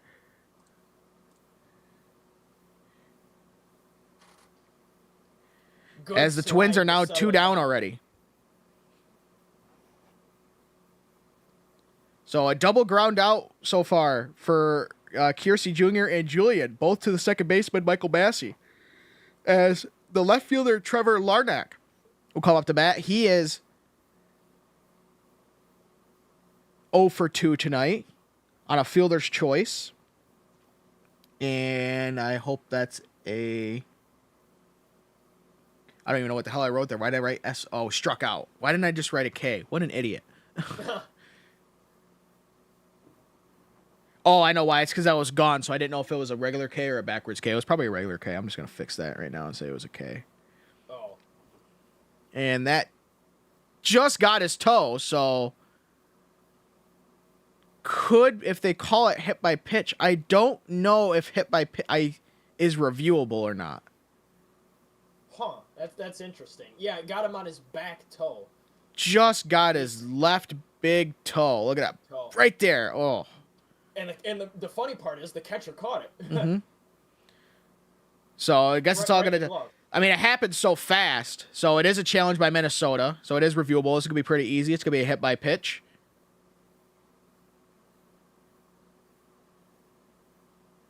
Yep, they gave it to him. So, well, it's pretty obvious that it hit his toe. I mean, it was... Yeah, he's a left-handed hitter, and it's not every day that you see his back leg toe get hit. Yep. So Lardock on first base. Jose Miranda will come up to bat. He's a designated hitter for the pitching slot, or the pitcher slot. He had an RBI triple in the third inning. He struck out in the first. He's going to pop that one up behind home plate. Back behind home plate, that is. 0-1. So this baseball stat sheet or score sheet thing I have, the only thing that sucks is that, you always read balls and strikes as the ball, then the strike, right? Well, backward, normally you always read left to right. Well, they have it backwards. They have like a little boxes that you would fill in for a ball or a strike per batter, as that one is lofted up into left center field. It's a race after it, and the center fielder is able to catch that. Kyle Isbell got on his horse and scooped that one up to end the inning. Beautiful. Wow. So anyways, you read it left to right. Well, it lists strikes, then balls, which is opposite of how you always say. You always say balls, then strikes. And so every time I go to fill it in, I always have to remember, yep, that was a strike, so it's on the wrong side. Or that was a ball, okay, yep, got to do the right side. It's just something stupid. So, moving back over to the Royals, we got the 6-7-8 up to bat. All right. This is for the bottom of the fifth inning. Leading off is the left-handed second baseman, Michael Massey, coming up. Who had helped out on a double ground out against the Twins in the top of the fifth. Yep. I hear he's another one of their good prospects, too, if I'm not mistaken. Yeah. Batting next in the seventh spot is the right-handed catcher, Freddie Furman. And then the cleanup hitter is the designated hitter, also a switch hitter, Robbie Grossman.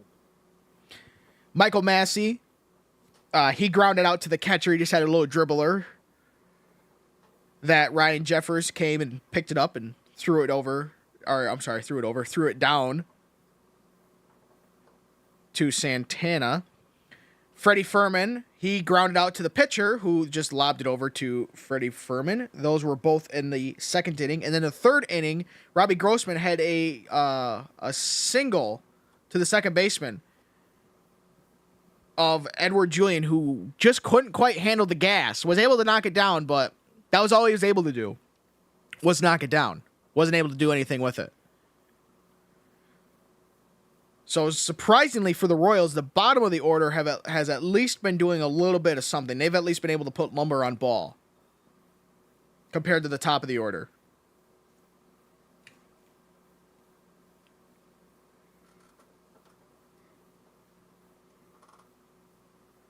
Excuse me. So, question for you, Andy. Okay. Are you ready for the old NFL season this year? Oh yeah, I said that while you were gone. Okay. I said, yes, stay tuned with us for Lions football coming up here soon. Hopefully, yep, as that first cutter is inside for a strike, apparently, even though it clearly missed the zone. I don't even know. That one's way outside. That was a four-seam fastball that he quite lost handle of a little bit. Well, that's a ball, 1-1. I don't even know what the strike zone is. I mean, like some umpires you can figure it out with this umpire either. Yeah, like some you can figure it out that they're a little wide or they're a little tall. As that one's popped up, and Julian's gonna be able to get underneath that behind Santana, the first baseman. So there's the first out there. So a pop out from Michael Massey to the second baseman Julian. Is Freddie Furman going to come up? Like I said, he grounded out to the pitcher, Bailey Ober, in the second inning. But yeah, going back on the umpires, like some umpires you can kind of figure it out if they're not quite calling the zone as the zone. They have their own zone, but you can kind of figure it out. This guy, I have no idea. As that was a good pitch there. I was the outside corner for a strike. Butte there. Fastball, I think. Mm-hmm. Let's see. You're correct. A fastball. No, beautiful curve. Dotted the corner. That's right. As Furman's going to call his timeout. I would too after being embarrassed from those two pitches.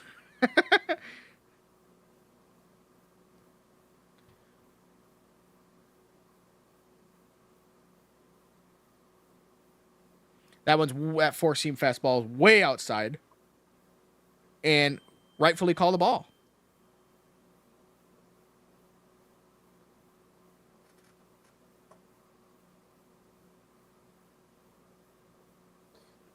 Yeah, Bailey Ober is out there toying with that bottom left corner of the zone. It has been very inconsistent, so he's trying to get a hold of that 2-2. Oh, got him swinging on that one. Beautiful fastball up above the zone. 6th strikeout for Ober tonight. He has definitely been doing his fair share. Oh, beautiful pitch. Yep, that will do it. 2 up, 2 down. Minnesota's putting Kansas City away in this one. As first pitch to Grossman is a curveball that missed the zone. 1-0. I almost said 0-1 because every pitch like that's been a strike so far. Yeah, no kidding.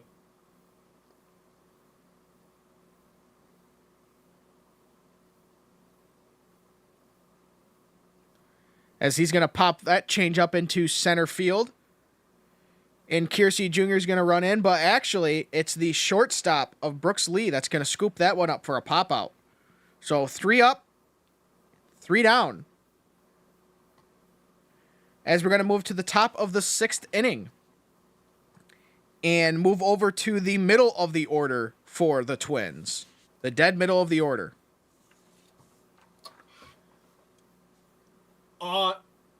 3, 4, 5. I'm sorry, 4, 5, 6. Excuse me. Yeah. 4, 5, 6. Yep. Leading off is the left-handed right fielder, Matt Wallner. Batting next in the 5th spot is the right-handed third baseman, Royce Lewis. The cleanup hitter in the 6th spot is the switch hitter shortstop, Brooks Lee. I'm going to be curious to see if they're going to stick with Alec Marsh. Now, they haven't showed the bullpen at all being active for the Royals, so maybe they're going to try and go another inning. He was definitely a lot cleaner that last inning at the top of the 5th. I actually saw someone with the last name of Lynch getting warmed up. Okay, it looks like, yep, they are making a pitching change. So Alec Marsh's night is done. He did 5 innings. And yes, Daniel Lynch the 4th is going to be the first one in the bullpen for the Royals.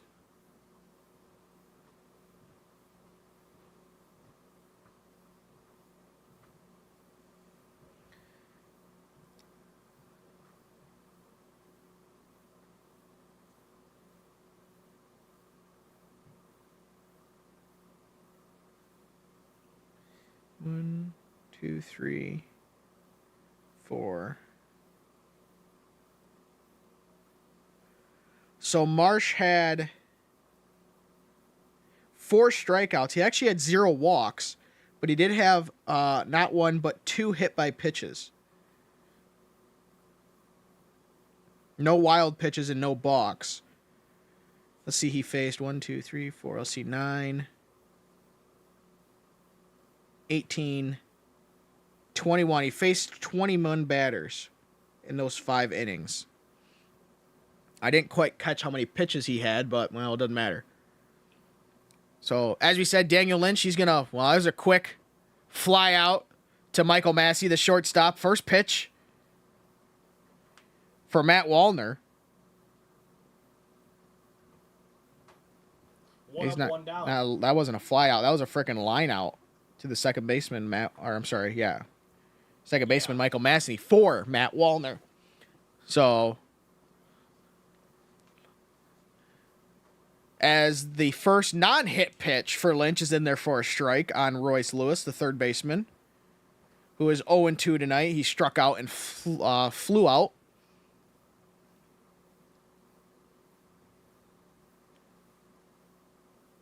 So actually, I miscounted. Let's see. That's 1, 2, 3, 4, 5. So Marsh actually had 5 strikeouts. I mismarked.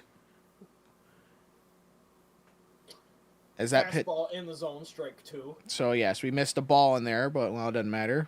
Probably would have been called a strike anyways. So it's 1-2, and he got up chasing on that changeup out of the zone. There's a strikeout right there. First one for Lynch.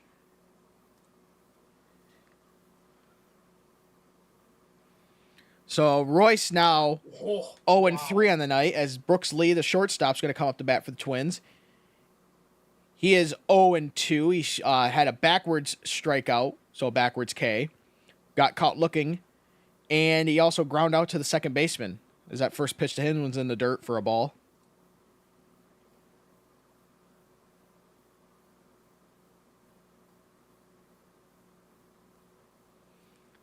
The 0-1 to him. Oh, beautiful change up there.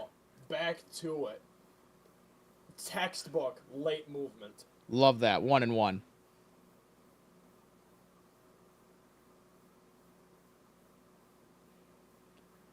As he's going to knock that over to the shortstop. He's going to toss that one across the diamond over to Perez for an easy out there. Just like that. 3 up, 3 down for the Twins.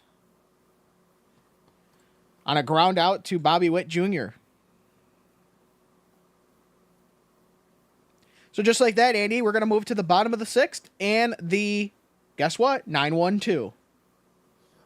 Again, eh? Well, It's like the third time this friggin' game. well, with that, Royals are looking to do some damage. I would assume Bailey Ober is going to stay on the mound. I don't see any reason why you would take him off the mound, honestly. I don't see why either. So gonna be a little bit more difficult for Ober now, as the left-handed center fielder Kyle Isbell will lead off, rolling to the top of the order, batting next in the number 1 spot, the right-handed right fielder Tommy Pham, and the dangerous cleanup hitter himself, the right-handed shortstop in the 2nd spot is Bobby Witt Jr. So Kyle Isbell and Tommy Pham looking to get on base, and then looking for Bobby Witt Jr. to do some damage. So this is a must come through opportunity for Royals if they want to get any hope of getting back into this game. We do have a substitution for the Twins, that is.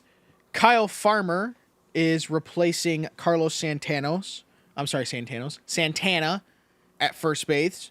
So Kyle Farmer is taking his spot. He will be 8th on the batting order when the Twins come back up to bat at the top of the 7th. So Santana's night is most likely finished.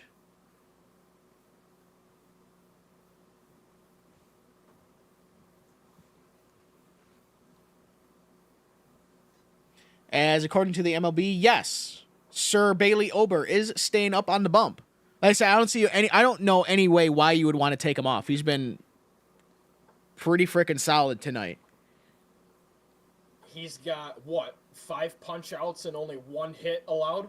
Now you ask me that. Let me count. 1. Took him a while to get going on the punch outs. 2, 3, 4, 5. Yes, I got 5 punch outs so far. So actually, no, I think he's got 6. Yeah, he's got 6 of them. I mismarked on one of them. Here we go. As that first one's outside for a ball to Isbell. He's 0 for 1 tonight, so it's taken him quite a while. I mean, that shows you right there how good the Twins have been. He pops that one up to right field. And Eddie Julian is underneath that one, the second baseman. He's going to catch that one. Easy out there. And that'll bring up Tommy Pham. But yeah, I mean, if you look at it, it took till now. I mean, we're in the bottom of the 6th inning, and we're just coming around for our 3rd go-around of the order. I mean, that shows you how well the Twins have been playing tonight.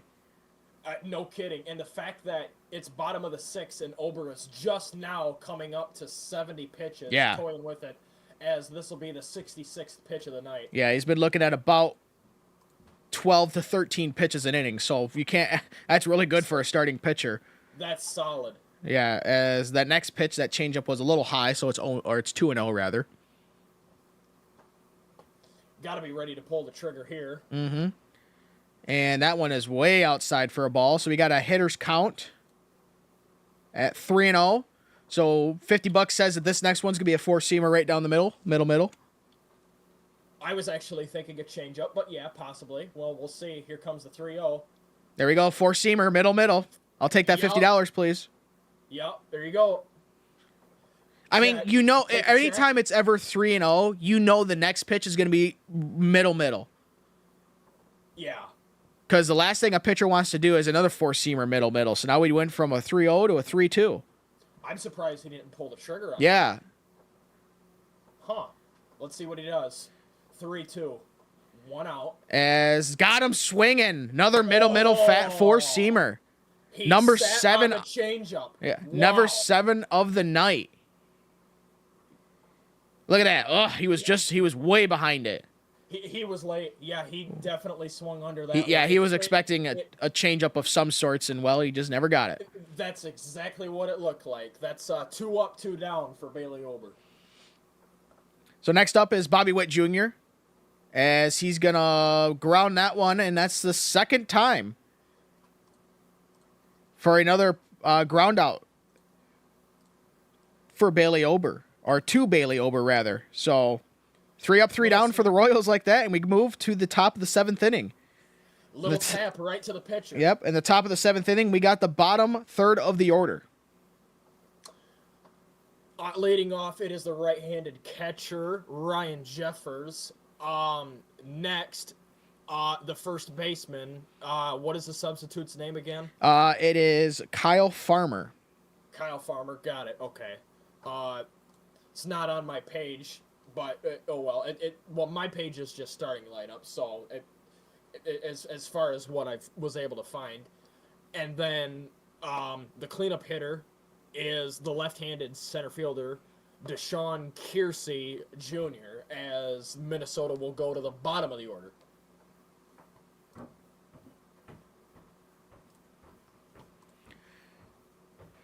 To go back, Ryan Jeffers, he struck out and has grounded out to 3rd base.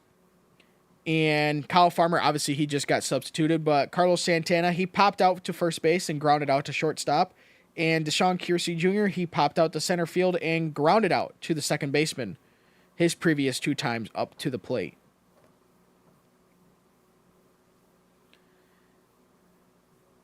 So, we're going to do this. How about, let's try this, Andy, on the fly. Okay, now would you rather we go back and forth inning-wise or half-inning-wise? On doing the play-and-play or play-by-play, if you want to do that. Oh, I see what you mean. Okay, gotcha. For me personally, I would rather do half inning. Okay, so you want to do the top half, I'll do the bottoms? Or do you want to do bottoms? Play-by-play commentary. Yeah. I will take the bottoms is fine. Take the bottoms? Okay. So we'll try that out now. As Bailey Ober has been on a tear. 12 guys in a row have not made it on base. As once again, Jeffers is up to bat, and he's looking at a knuckle curve. Oh, wow. That's a that was nice. Good Lord. I have the wrong stat sheet up in front of me. It is the Twins batting, not the Royals, you idiot. Next pitch, changeup misses the zone. It is 1-1. Thanks for covering. I was too busy being stupid. As he goes chasing on that slider out of the bottom of the zone, about in the dirt. Wow. 1-2.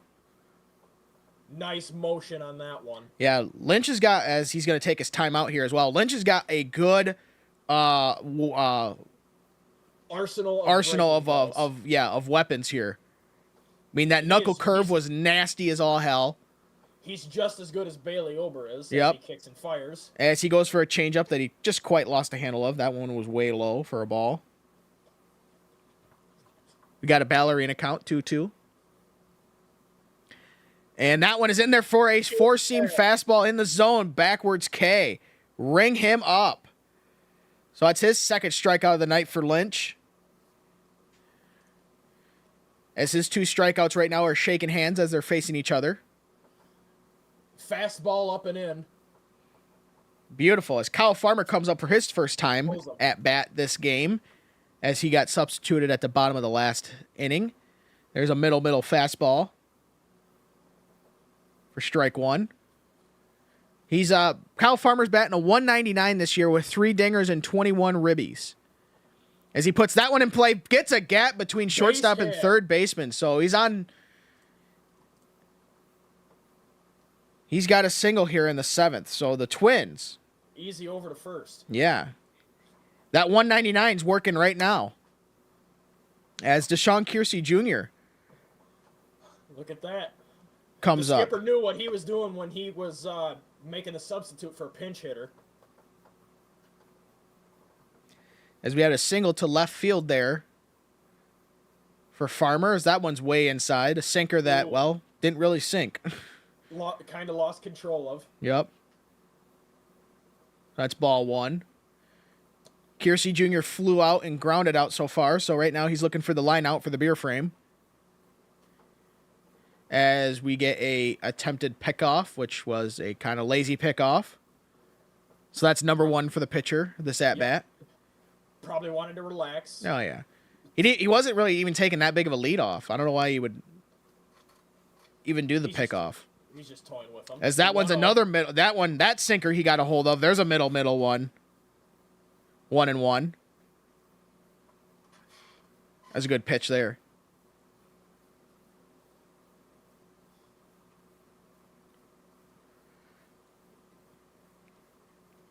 As we got another slider in there. Got him swinging on that one. 1-2. Chasing it outside. Mm-hmm.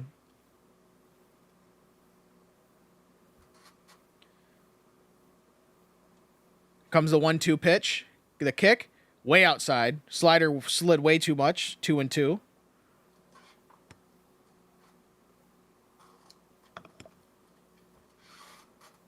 As the Royals are trying to keep the Twins at bay here with 2 runs.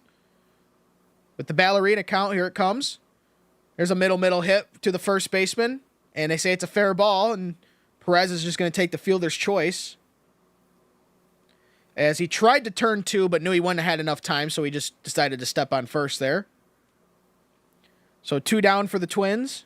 As we move to the top of the order. And Eddie Julian, who has done jack all this game so far. 0-3.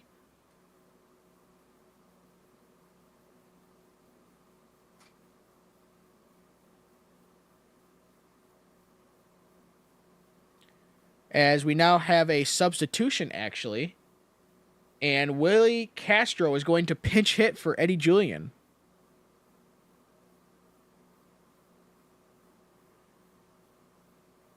Skipper's having a mound visit. He's still not happy. Mm-hmm. Now they're debating if they want to... Because Castro's got a 248 batting average this year.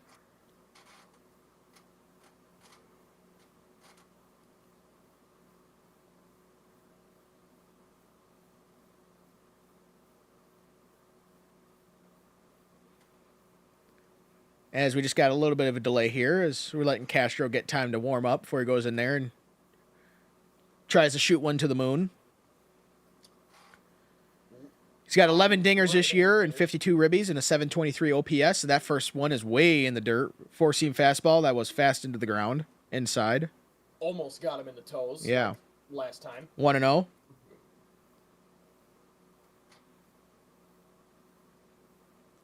The Royals trying to get to the stretch. And that one's a nice change up middle. 1-1.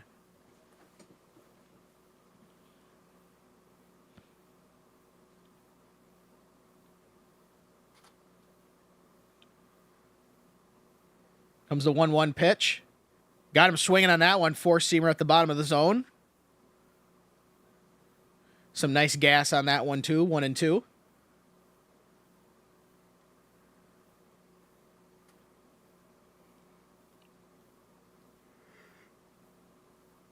As here comes the 1-2 pitch. He's going to pop that one up. Foul ball, so we will. See it again.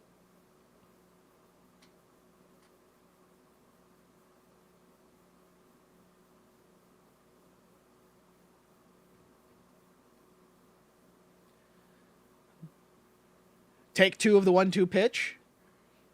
There's the kick. And he's got him swinging there. Nice slider down in the zone. So another strikeout for Lynch as we go to the stretch in the 7th inning. And when we come out of the stretch in the 7th inning, we have the 3-4-5 up for the Royals. Leading off, that is the right-handed first baseman, Salvador Perez. In the 4th spot, next is the left-handed left fielder, MJ Melendez. And the cleanup hitter in the 5th spot is the right-handed 3rd baseman, Paul DeJong. So, 7th inning stretch, Royals, got to get something going. Hope is running out in this one. Yep, they only got 3 more chances in regulation to, 3 more chances to tie it, 3 more chances to win it in regulation.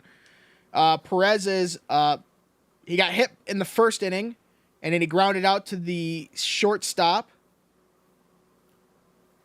And then the 3rd time he went up, I believe he struck out. I think that's where I'm missing my other K. Melendez, he grounded out in the 1st inning and then struck out the other time he was up to bat. Paul DeJong, he grounded out to the 3rd baseman rather in the 2nd inning, and he's also struck out. So, seeing if we could get anything going here for the boys. Actually, you know what? I think Perez is actually 3rd at bat. That was a fill out by me. I think I started filling out his stuff, and I was supposed to fill out Melendez's stuff. Me screwing up? No, never believe it. That's right. It's not like we're all human or anything. Yeah, no. No, I'm perfect. Never make a mistake. Huh. Yeah, right. So, as we move to the bottom half of the inning, we move over to Andy's turn to take over the reins here. All right. Well, we'll see how it goes. $50 says it's 3 up, 3 down. Probably. Kansas City needs a spark of light here or something. I would assume Bailey Ober is still on the mound. Hey, kid, we don't have anybody on second base. Oh, sorry. That's gooder. Much gooder. I always clear out the balls, the strikes, and the outs, but I always forget the runners on base. Well, there's not very many runners on base. You've only had 6 hits totals this whole game. So, yeah. All right. Willie Castro is the 2nd baseman now for a substitution. Yep. Instead of Eduardo Julian. Yep. All right. Ober's still on the mound. First pitch is a fastball upstairs, pop up into left field, routine underneath it grab, 1 pitch, 1 out, just like that. Bailey Ober, total control over this Royals offense. My gosh, he has been stellar tonight. Mm-hmm. He may not have the highest velocity pitches to throw an absolute gas like 99, 100, 101, but he's more that contact type hitter or pitcher. And just like that, curveballs in there, middle, strike 1, got him swinging. That was a beautiful curveball. 7 punch-outs tonight for Bailey Ober, 5 ground-outs, and 7 fly-outs. He has retired 13 lumber holders in a row. Cutter, inside middle, is fouled off down the first base line. 0-2 is the count now. He was on it, but does he go? He wanted it. Does he go back to it, or does he throw the bigger one? No, he does go to the fastball. on the ground, right to the second baseman, flip over to first.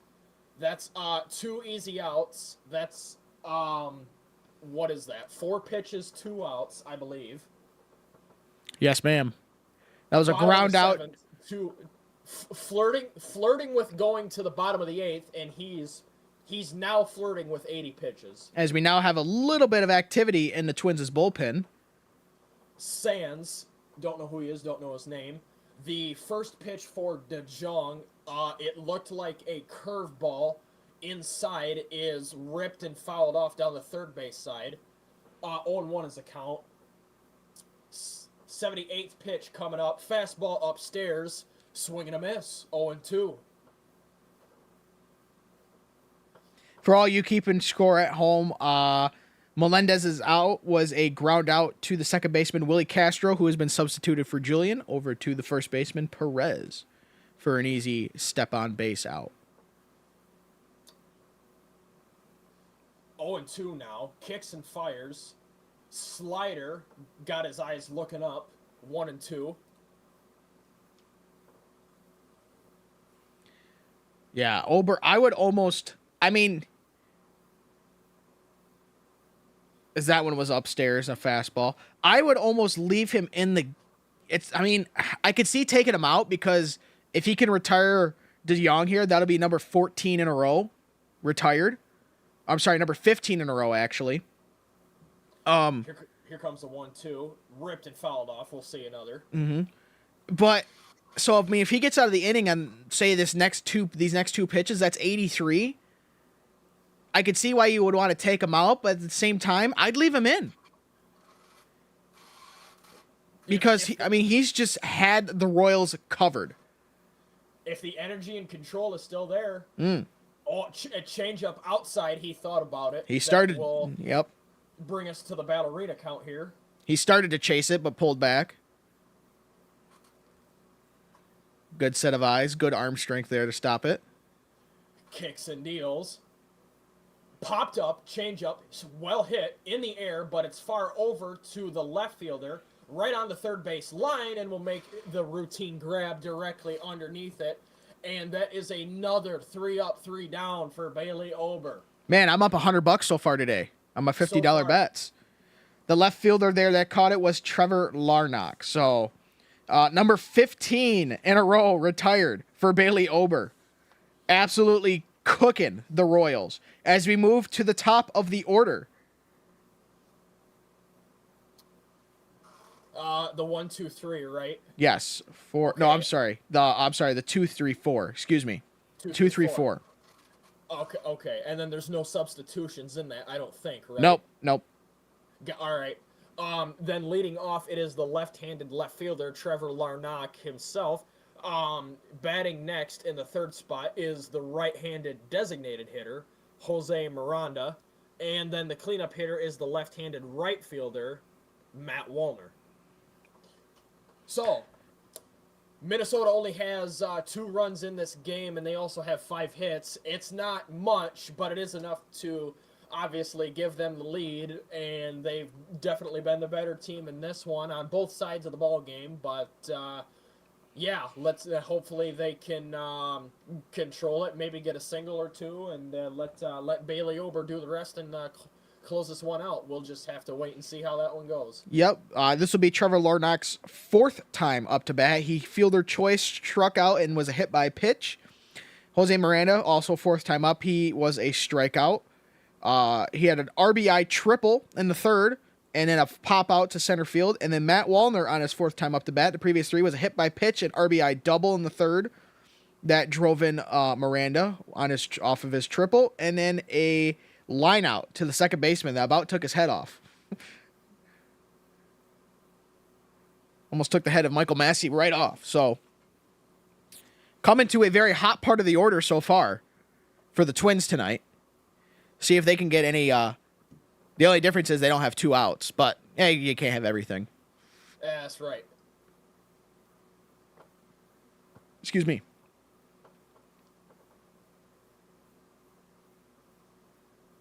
As Lynch is still on the mound for the Royals. First pitch, lift and kick. is down low for a ball.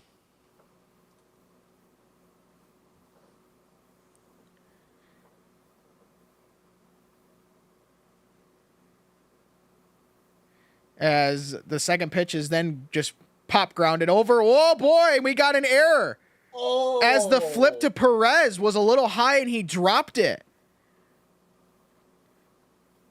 So Lynch with a high pop toss over to Perez, and I don't know if he wasn't expecting it or what, but Larnock's going to get on base via an error. Did he get too anxious with his glove and close it a little bit early? And I mean, I don't know why he rolled on popped the it up so outside? high. I mean, look at no, Let's take a look at that's that. on the pitcher right there. I don't know why he popped it up so high to him. Oh, he also did close his glove early. Let's take a look at the replay from this angle. Oh, it just popped out of his glove. It just rolled off the sort of seamed, sewed edges of his glove. So kind of both. Yeah, the flip was too higher than it needed to be, and he closed his glove earlier too. Huh. Anyway. Yep. So the first that's- error that's of the an error. game, as up to bat now is Miranda. He's going to watch ball one low. Oh, that's a strike, you idiot. See, here it goes. It's because it's backwards on the sheet. Yep. Hopefully the next one's a strike. Yeah, let's see. Kicks and fires. That one's low. Hey, there you go. Knuckle curve down in the dirt, but he got him chasing. 1-1.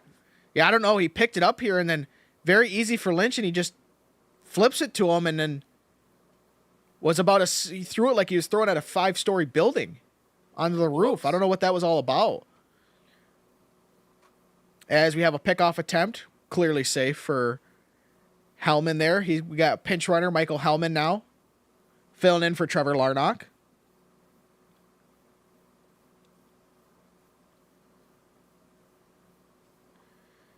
This comes the 1-1 pitch. That's over to Witt to Massey. Over to first base, the Perez. So the Royals make it up for their error with a double play on the 6-4-3.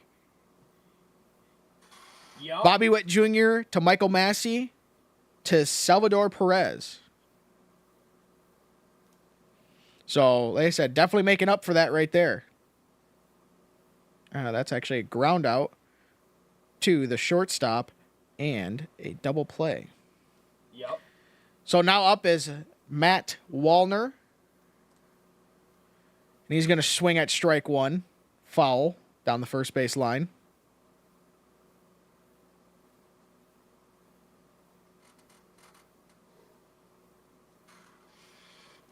6-4-3 double play. That was some good stuff right there.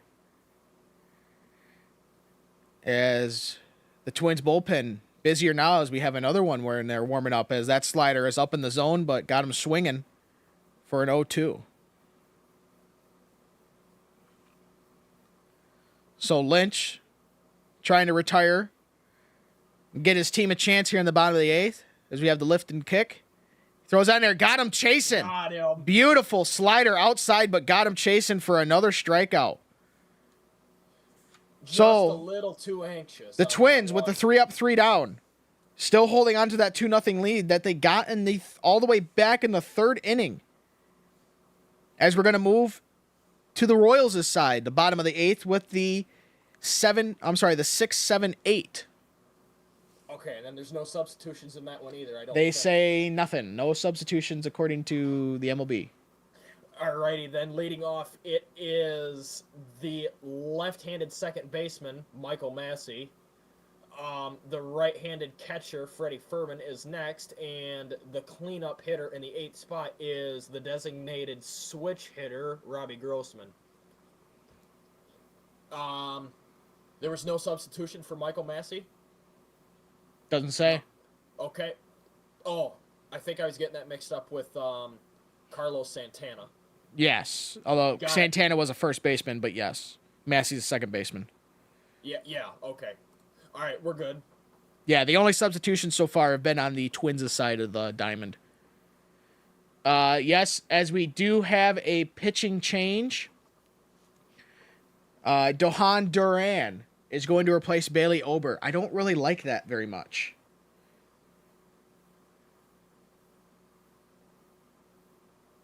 Well, we'll just have to wait and see. See if it pays out.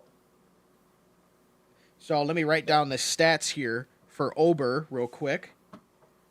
Hey, I mean, if Minnesota wants to take him out, that's fine. That will eliminate the risk of him getting injured. So.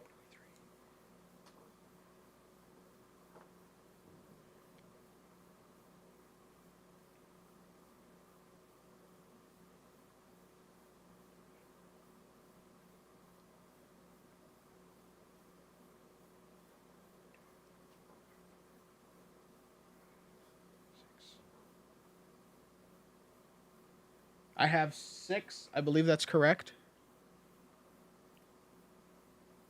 6 punch outs. I think it should be 7.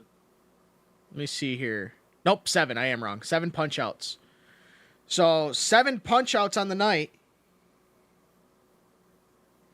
7 punch outs on the night for Bailey Ober, facing 23 batters, only 1 hit, 0 runs, 0 earned runs, 0 walks, and just 1 hit by pitch.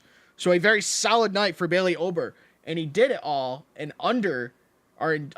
just over 80 pitches. I believe it was 82, as we have straight gas on that one from Duran. Good Lord.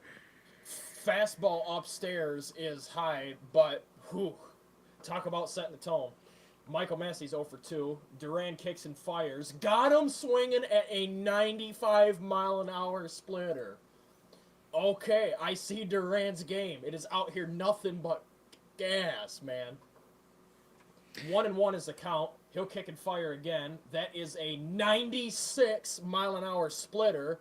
That offering is downstairs. 2-1 is the count. I can see why he's a reliever. Come out here and just blow it by hitters. So one update: Michael Hellman, who ran for Trevor Larnach in the last inning, is we have another straight gas pitch, 101. He is also staying in the game and playing left field for Trevor Larnach too. So we have a straight up substitution there. That was a fastball upstairs. The count is 3-1 now. Got to get ready to pull the trigger. 95-mile-an-hour splitter, pop up, and it is foul as it goes over the netting. 3-2, full count now. As the catcher ran after it. So we'll get a little reset here, cool it down. Oh, too bad I'm going to be busy next weekend. Next weekend we could have done the Red Sox Yankees. Good Lord. Oh, that would have been a show and a half. That's too bad. Yeah.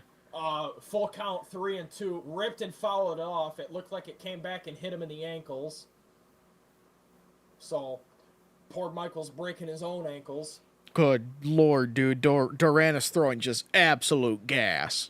Gas, yeah. That was another 98-mile-an-hour freaking pitch.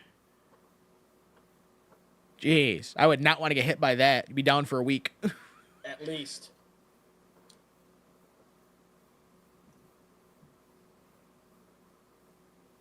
Full count. Take it again.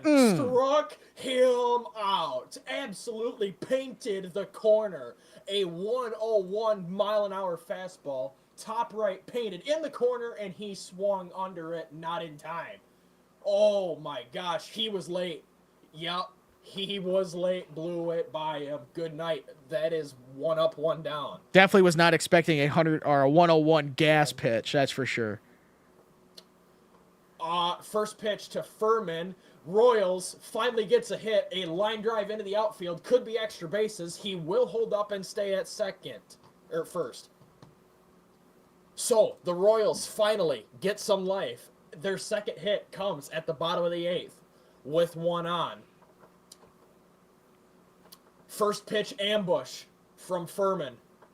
Yup, a very clean, very textbook. Good contact on the ball, line drive into the outfield, drive it the other way, directly into the open area. You can't ask for a better line drive than that.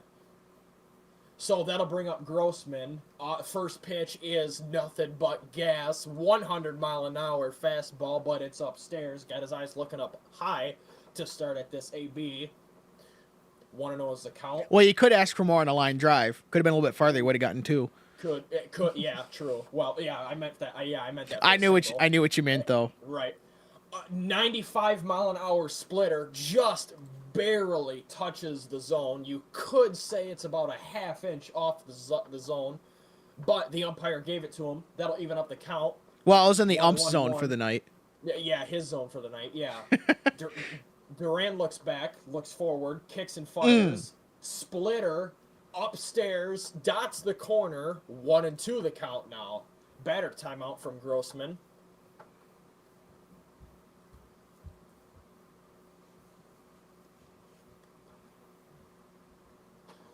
Settle it down.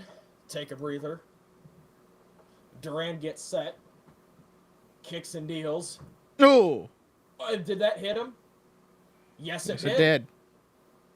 It looked like an inside breaking ball, and that is a hit by pitch. The go-ahead run coming up to the plate. Yep. Oof, just got the top of his foot. Right in the foot. Catcher lost grip of it. Didn't matter anyway. Oh, he held up too. Mm-hmm. As we have a mound visit. See, I told you should have left Ober on the bump. He was doing just fine. Skipper comes into the game for a mound visit. He's not happy. Blanco is the pinch runner now. Yep, Darian Blanco. I'm not sure who he is in that either. But the Royals finally get life with a hit, and they got 2 runners on.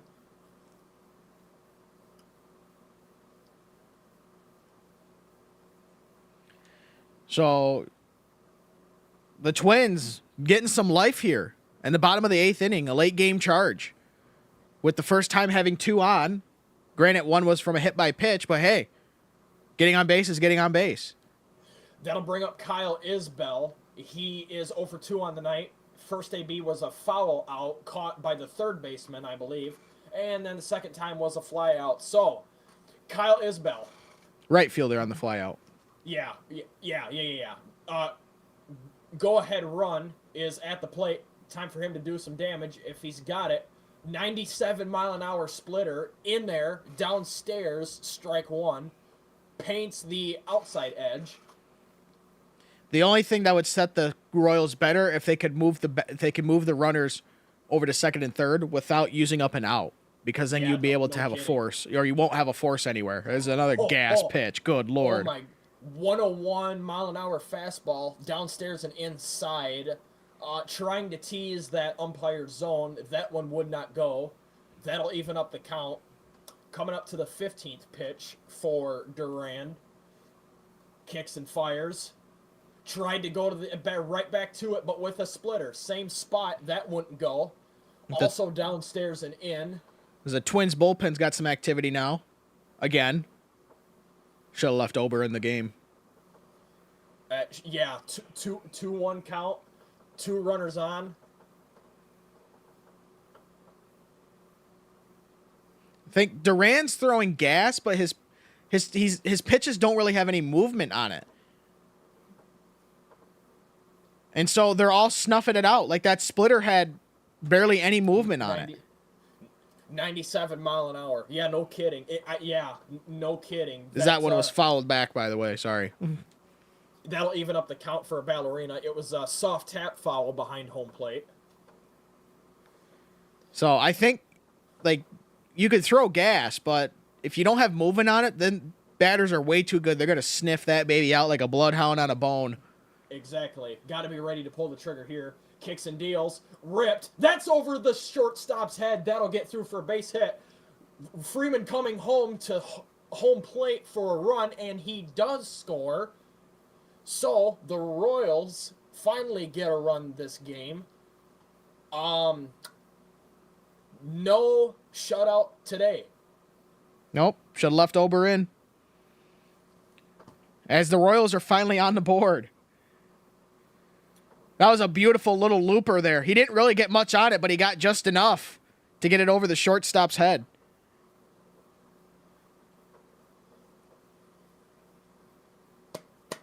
I don't know. Yeah, I don't know why they didn't rip that baby home to even just try. I guess if you rip it home, you're most likely going to move the runners over to second and third. You've kept them on first and second, so you still got the double play in effect on either third and second or second and first. Yeah. Either way, tying run is at a scoring position. So As we get a mound visit. mound visit once again. And I wonder if we're going to get a pitching change. Yes, it does, as we have the head coach, Rocco, coming out. So we're going to he's pointing to the bullpen. So, yes, we will get a pitching change. Here comes the skipper. So, Duran, very horrible outing for him. Couldn't even make it an inning. It looked good at first, but did not finish well. Yeah. Only made it a third of an inning. Although how they classify it now is they just do 0.1 point or 0.2. They don't do thirds anymore. Yeah, something like that, yeah. So out of the 4 batters he faced, he got 1 swing in on a strikeout, but after that it was all downhill. Yep. So we see we got 1 strikeout, 3 hits. Or no, 2 hits because 1 was a hit by pitch. 0 walks and a run. So he's got a ERA of 1. Or an ER of 1, rather.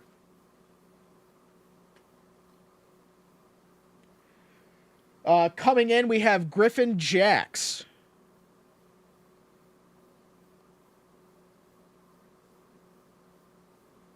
Seeing if he can mitigate the damage here for the Twins again, or from the Royals. They've got some magic going on here in the bottom of the 8th. Yeah, Royals have found their life. Yeah. Looks like taking out Bailey was a mistake after all. Yeah, no kidding. I don't know why you would have taken him out. Like, if he was at 90 pitches or 95 pitches, I would have been like, okay, yeah. He was at 83 pitches or 82 pitches. Like, leave him in, man. If he's averaging 13, 14 pitches an inning, that'll bring him to 97. Yeah. He could go another inning. For sure. Let him finish out the 8th, bring the closer in at the 9th. I would say even let him finish the 8th, and at that point, see if he's still doing good, leave him in for the 9th. You know what I mean? Yeah. So we're gonna move a complete game. Yeah, we're gonna move to the top of the order, and Tommy Pham, who is 0 for 3 tonight, all 3 times he has struck out.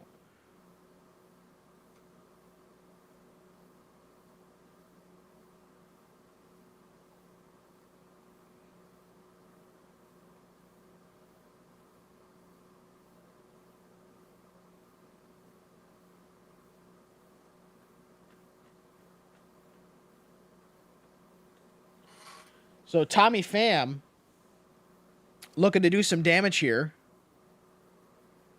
after being nothing but a free out for the Twins the whole night. Yeah, no kidding. All right. 2 runners on, first and second. Jacks, here we go. 86-mile-an-hour sweeper upstairs, dots the zone, and in, strike 1. Look at that! Oh, look at that ERA from Griffin Jacks, a 1.89. Wow. I mean, that's a little high for a closer, but still, it's nice. Reasonable. Hit on the ground, sling over to first, not in time, wild pitch. Here comes another run. And KC ties the game. Wild pitch over to first. It was a soft tap on the ground, got past the pitcher, picked up by the shortstop. And the wheels are coming off for Minnesota here. That should be an error on Minnesota's part, I believe. Yeah, it'd be on the shortstop because he barehanded it, and that was just a terrible toss. Yeah. From the shortstop, Brooks Lee. So that was an RBI error right there. And now with the Kansas City Royals, with the go-ahead run, 90 feet away. Wow.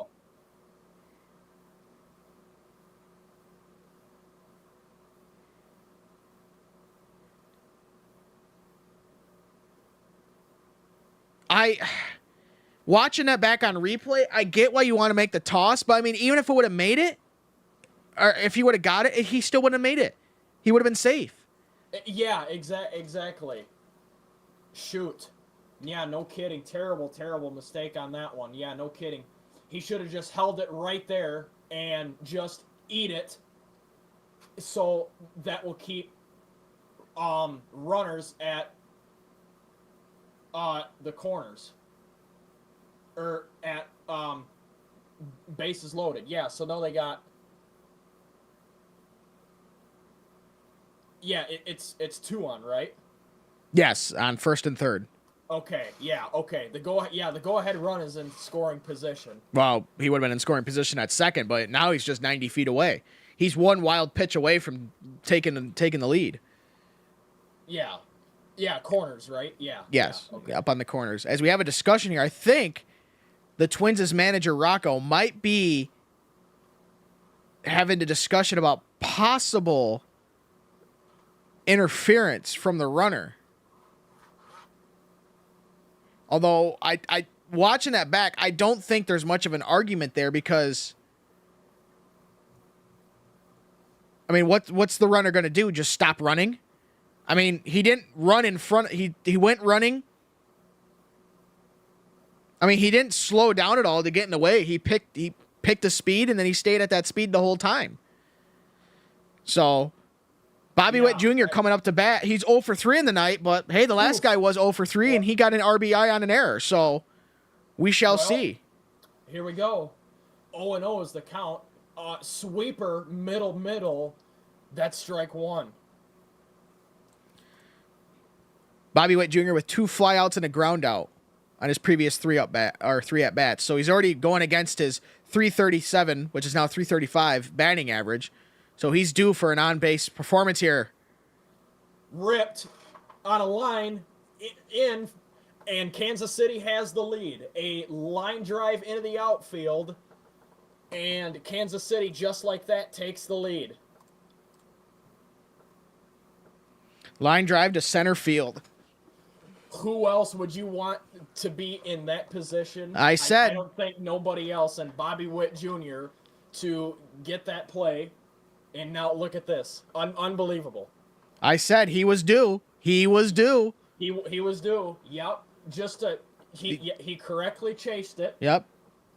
And he just threw the lumber at that one. Now we've got runners on first and second. Only one out still. And we're going to go again as that one's in the center field. Finally, some stoppage here to stop the bleeding from the Twins.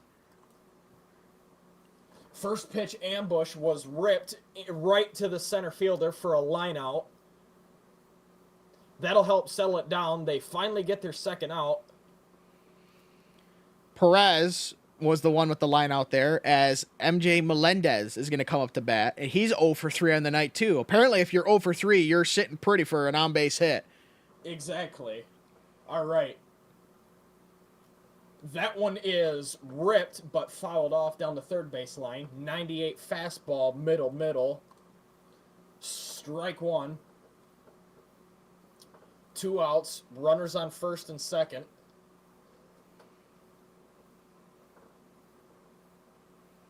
Did he go? Oh, he thought about it. Did he go? Yes, he did. Sweeper, he did go around. I was going to say, from the main shot, it looked like he went. Let's see on the replay. Oh, yeah, he went. Yes, he did. Yes, he did.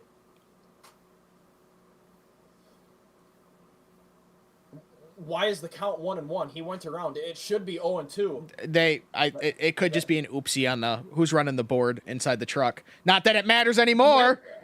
That is a line drive up the middle, and Kansas City gets another run. Did they get him? Yes. They were looking for another one. Not in time. Got the third out. Third out from the guy trying to steal extra bases, running home. Bobby Witt Jr. just not quite fast enough. As they see, yes, they got him right in the left forearm. Just got him. But still, since it was an extra base hit, that's an RBI. The run will still count. Yeah. Yep. Oh, that's what I thought. Okay. But that will end a brutal 8th inning. As Kansas City gets 4 runs and all the momentum back. I think everybody feels bad for Bailey at this point. Yeah, I would have left his ass in. My gosh. I just don't get it. He was at 82 pitches through 7 innings. Averaging what? That's not even 12 pitches an inning. That's like 11.5 pitches an inning. And you take him out? I just don't get that, man. He had them freaking covered. They were getting nothing on him. 15 retired in a row by him. I mean, they were down and out, the Royals were, and that's a blunder right there. I don't quite understand that. Like I said, if he would have been pushing 100 pitches, yeah, okay, I didn't say why you would take him out, but he was comfortably at 80 pitches. Hell, according to the Little League rules, he could have started another batter. It could have, yeah. So, oh my gosh. Moving to the top of the ninth inning, we have the 4-5-6. I'm sorry, the 5-6-7. I don't know how to count. The 5-6-7 for the Twins. Okay, there's no, I don't think, any substitutions in that one, is it? Let's see here. Unbelievable. Darian Blanco, who pinch ran for. Oh nope, that's a Royals pitch runner. Never mind. No, there are no substitutions. Oh, okay. We do have a pitching change though. Lucas Irseg coming in for the Royals.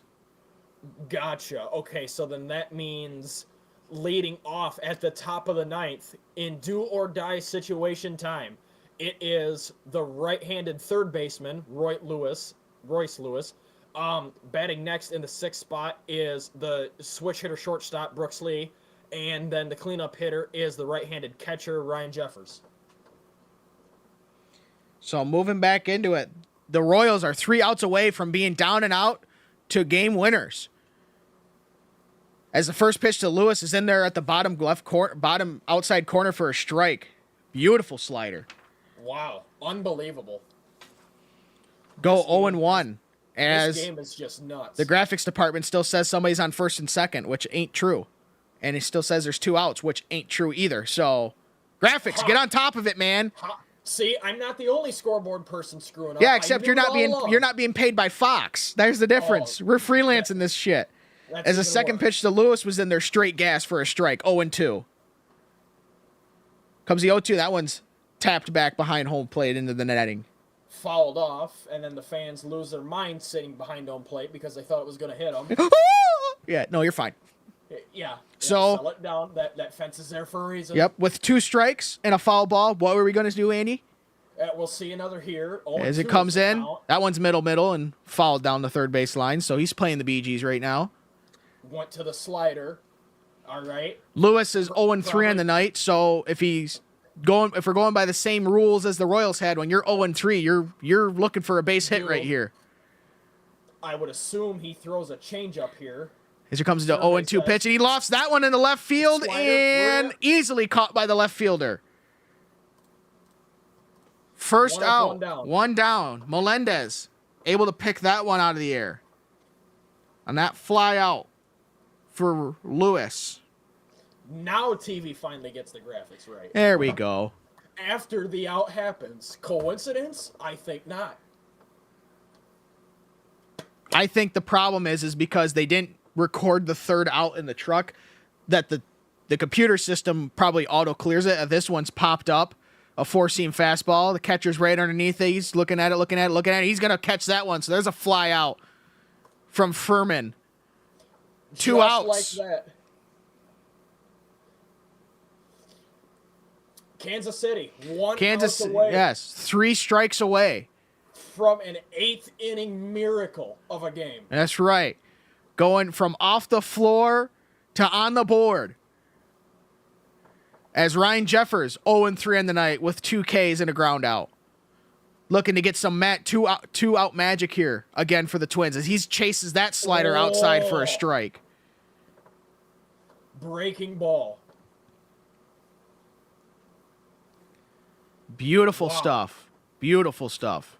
How fast the momentum shifted in this game is just unreal. You can look at when this game changes. The 0-1 pitch is dotted on for a ball. Oof.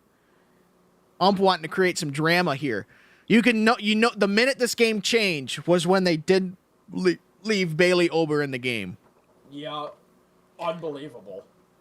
Comes the 1-1 pitch, and that one's way low. That was a gas sinker at 99 miles an hour. 2-1. Oh, gross. Absolute gas. Gross. Unhittable.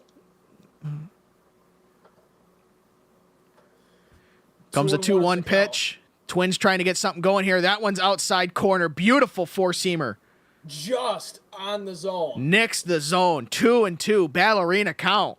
As the pitcher is going to take his timeout. Timeout. He's letting the crowd just get inside this Jeffers' head. Oh, I feel bad for the poor guy. They are one strike away from finishing this game. You can tell the Minnesota skipper's not happy. Well, he can only be mad at himself. Well, he can be mad at his players. As here comes the Ballerina pitch. Did he go? Did he go? He went. Yes. Yes, he did. And that's the Struck game. him out. Got him A chasing the strikeout. slider. Good night, everybody. Good Lord. The Royals, from doing nothing for 8 innings, come alive at the bottom of it.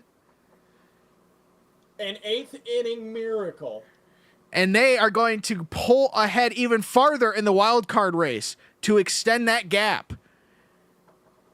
My goodness. Telling you, the changing point of this game was not leaving Ober in the game. And I could tell you, I just had a feeling that once the Royals got those 4 runs, it was over. It was over. There was just no way the Twins were going to come back into it. I mean, all the momentum that they had just right out of them. Unbelievable. Good stuff. So we will recap the game here.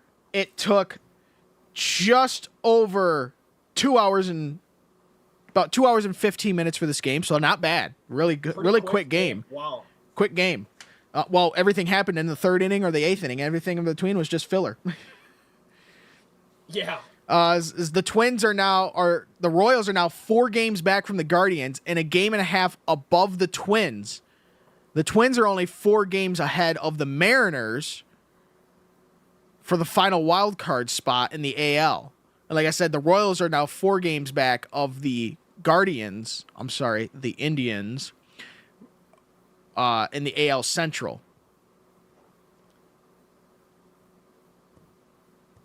With just 3 weeks left on the season, the regular season left, it's starting to heat up in Minnesota, and not for the right reasons. They're going to need to be able to turn that baby around if they're going to want to get into it. So, key moments of this game, biggest one was Bailey Ober being taken out. I don't know why. I have no idea why you would take him out of the game. I would say the biggest key moment was Bobby Witt's RBI single in the 8th. Because that put in the go-ahead run and everything going here as we're going to get the quick trip soda pop dump. The old Gatorade. There it dump. is. That looked like iced tea. It did. Did you see the brown on that color? I don't think that's Gatorade. I was going to say, that looked like iced tea. It looks like they took a Mondo dump on that baby before they dumped it on him. So, good stuff. The credit where credit is due. Yes, good stuff. Yeah, no kidding. Yeah. That's why you play the whole game, ladies and gentlemen. Yeah. Because if you don't, you're going to be like the Twins going back to the room going, what the hell happened? The wheels came off. Did they ever come off? They came off in a hurry. It wasn't even slow. They had that one strikeout, the first strikeout at the 8th, and it was like, okay, looks like we're picking up right where we left off. And then it was like, uh-oh. After that, it took a while for them to get the second out. Yeah, it took a long time. But once they got the second out, they were able to stop the bleeding for the most part, because then they only let one more run in before Witt tried to get a little greedy and take home and was just about 2 inches shy of being safe. So, but Kansas City's closer was able to finish that one off, so it didn't matter much really. And so, yeah, that'll do it. Our final score tonight: Kansas City Royals 4, Minnesota Twins 2. The Minnesota Twins get 5 hits and 1 error. Kansas City does them one better and gets 6 hits and 1 error. I do not have the stats of how many men were left on, but Lynch for the Kansas City Royals gets his first win of the season. Ursig gets his 10th save of the season. And that will about do it for this one, ladies and gentlemen. The losing picture, Jax, because he came on for Minnesota and proceeded to give up the runs. So, Well, he only gave up a run, I believe. Because they swapped them. It was Duran gave up, I believe, 3 out of those 4 runs.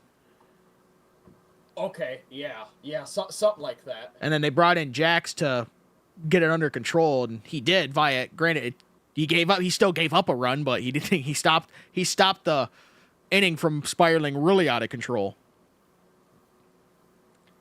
So, but regardless, thank you for joining us in this, I would say, much more fun baseball game compared to the first one we did when it was the Braves and the Mets. Now, we had going in that game was we had a combined no-hitter going on until JD Martinez said, "I don't think so," in the bottom of the 9th inning and launched one into the stands. That's right. The former Detroit Tiger. That's right. So man, I really wish I wasn't busy next week because I'd love to do the Yankees Red Sox. That's just a rivalry to end all rivalries when it comes to it. It is. That would be a show and a half. Yeah, especially since the Yankees are trying to do their job and the Red Sox are trying to make it in on the playoffs because right now they're on the outside looking in. Exactly. And then, of course, also Aaron Judge is out here doing Aaron Judge things with, he's got, over 50 dingers now going yard like it's nothing. Mm-hmm. Constantly getting like 104, 105 exit velo and higher. Oh my stars. Dude. Now I don't know. I almost wish we had the Boston Red Sox Chicago White Sox game because right now it's 7-5 in the middle of the 8th inning. Boston. Wow, that's a show too. Yeah, good Lord, they just moved to the bottom of the 8th, so that game's still going on as they're currently moving into barn burner territory. That's right. Once they get to 15 combined runs, that's when you get into barn burner territory. The Houston Astros. We'll roll through some of the games earlier in the day. The Houston Astros absolutely clobbered the Diamondbacks 11-5. That is a serious paddling. Wait, I got a sound effect for that. Hold on, I gotta find it. There it is. The Tampa Bay Rays beat the Baltimore Orioles 7-1. That is another serious paddling.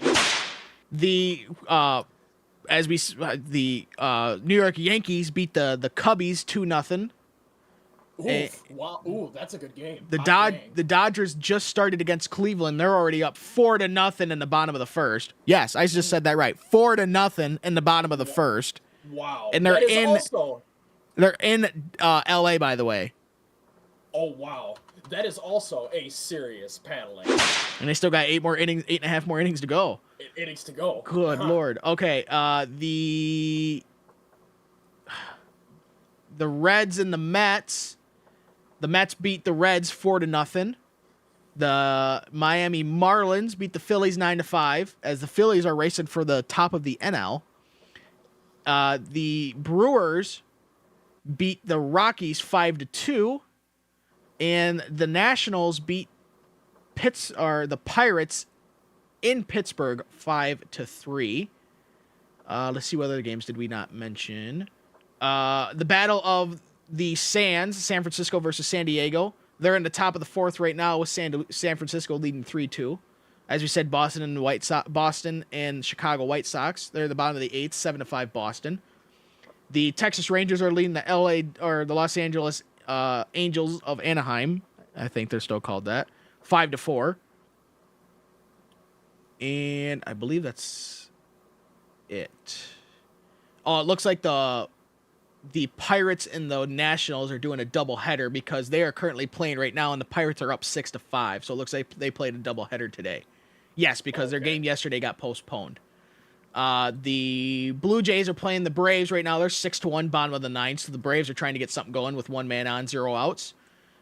And the Seattle Mariners, I don't know why I brain farted there, are currently down against the St. Louis Cardinals 0-2 in the top of the 9th inning with 1 out, no man on. So the Cardinals are on the cusp of winning there, as are the Braves are on the cusp of losing as well. Oh, I don't know. Hold on. I want to watch this. Right now, the Braves have gotten them on the corners with 0 outs down in the bottom of the ninth, or top of the ninth inning. I'm sorry. No, I thought it was the bottom of the ninth. Never mind. The Blue Jays have them on the corners. Yeah, the Braves are going to lose that game. I don't know how to read top and bottom. I'm an idiot. So, good day going on, man. 11-5. Mercy. Have mercy. Yeah, no kidding. No pitching, good quality pitching at all in that game. Ha! Out the window. Apparently. So, anyways, we thank you all for joining us in this stupid broadcast, Functional Idiots broadcast of the Minnesota Twins visiting Kansas City for an absolute meltdown in the bottom of the 8th inning. If you wonder what the hell Functional Idiots is, that is a podcast that me and my friend Dylan do. Well, our friend Dylan do once a week. Usually goes up Mondays at 10 a.m. You can get that in all anywhere you get your podcast, all major podcasting platforms. You can follow us on Twitter at Fun Idiots Show. So if you ever want to know, hey, when are you guys going to do another broadcast so we don't need to watch? You can go follow us on Twitter, and we usually post about it, something there. And you can email us, functionalidiots@gmail.com, if you want to email us and complain about how Andy doesn't know how to run the board. Don't talk to me, talk to him. That's right. So, as always, and until next time, if you join us again on another broadcast or you listen to us on our podcast, don't be dumb. Good night, everybody.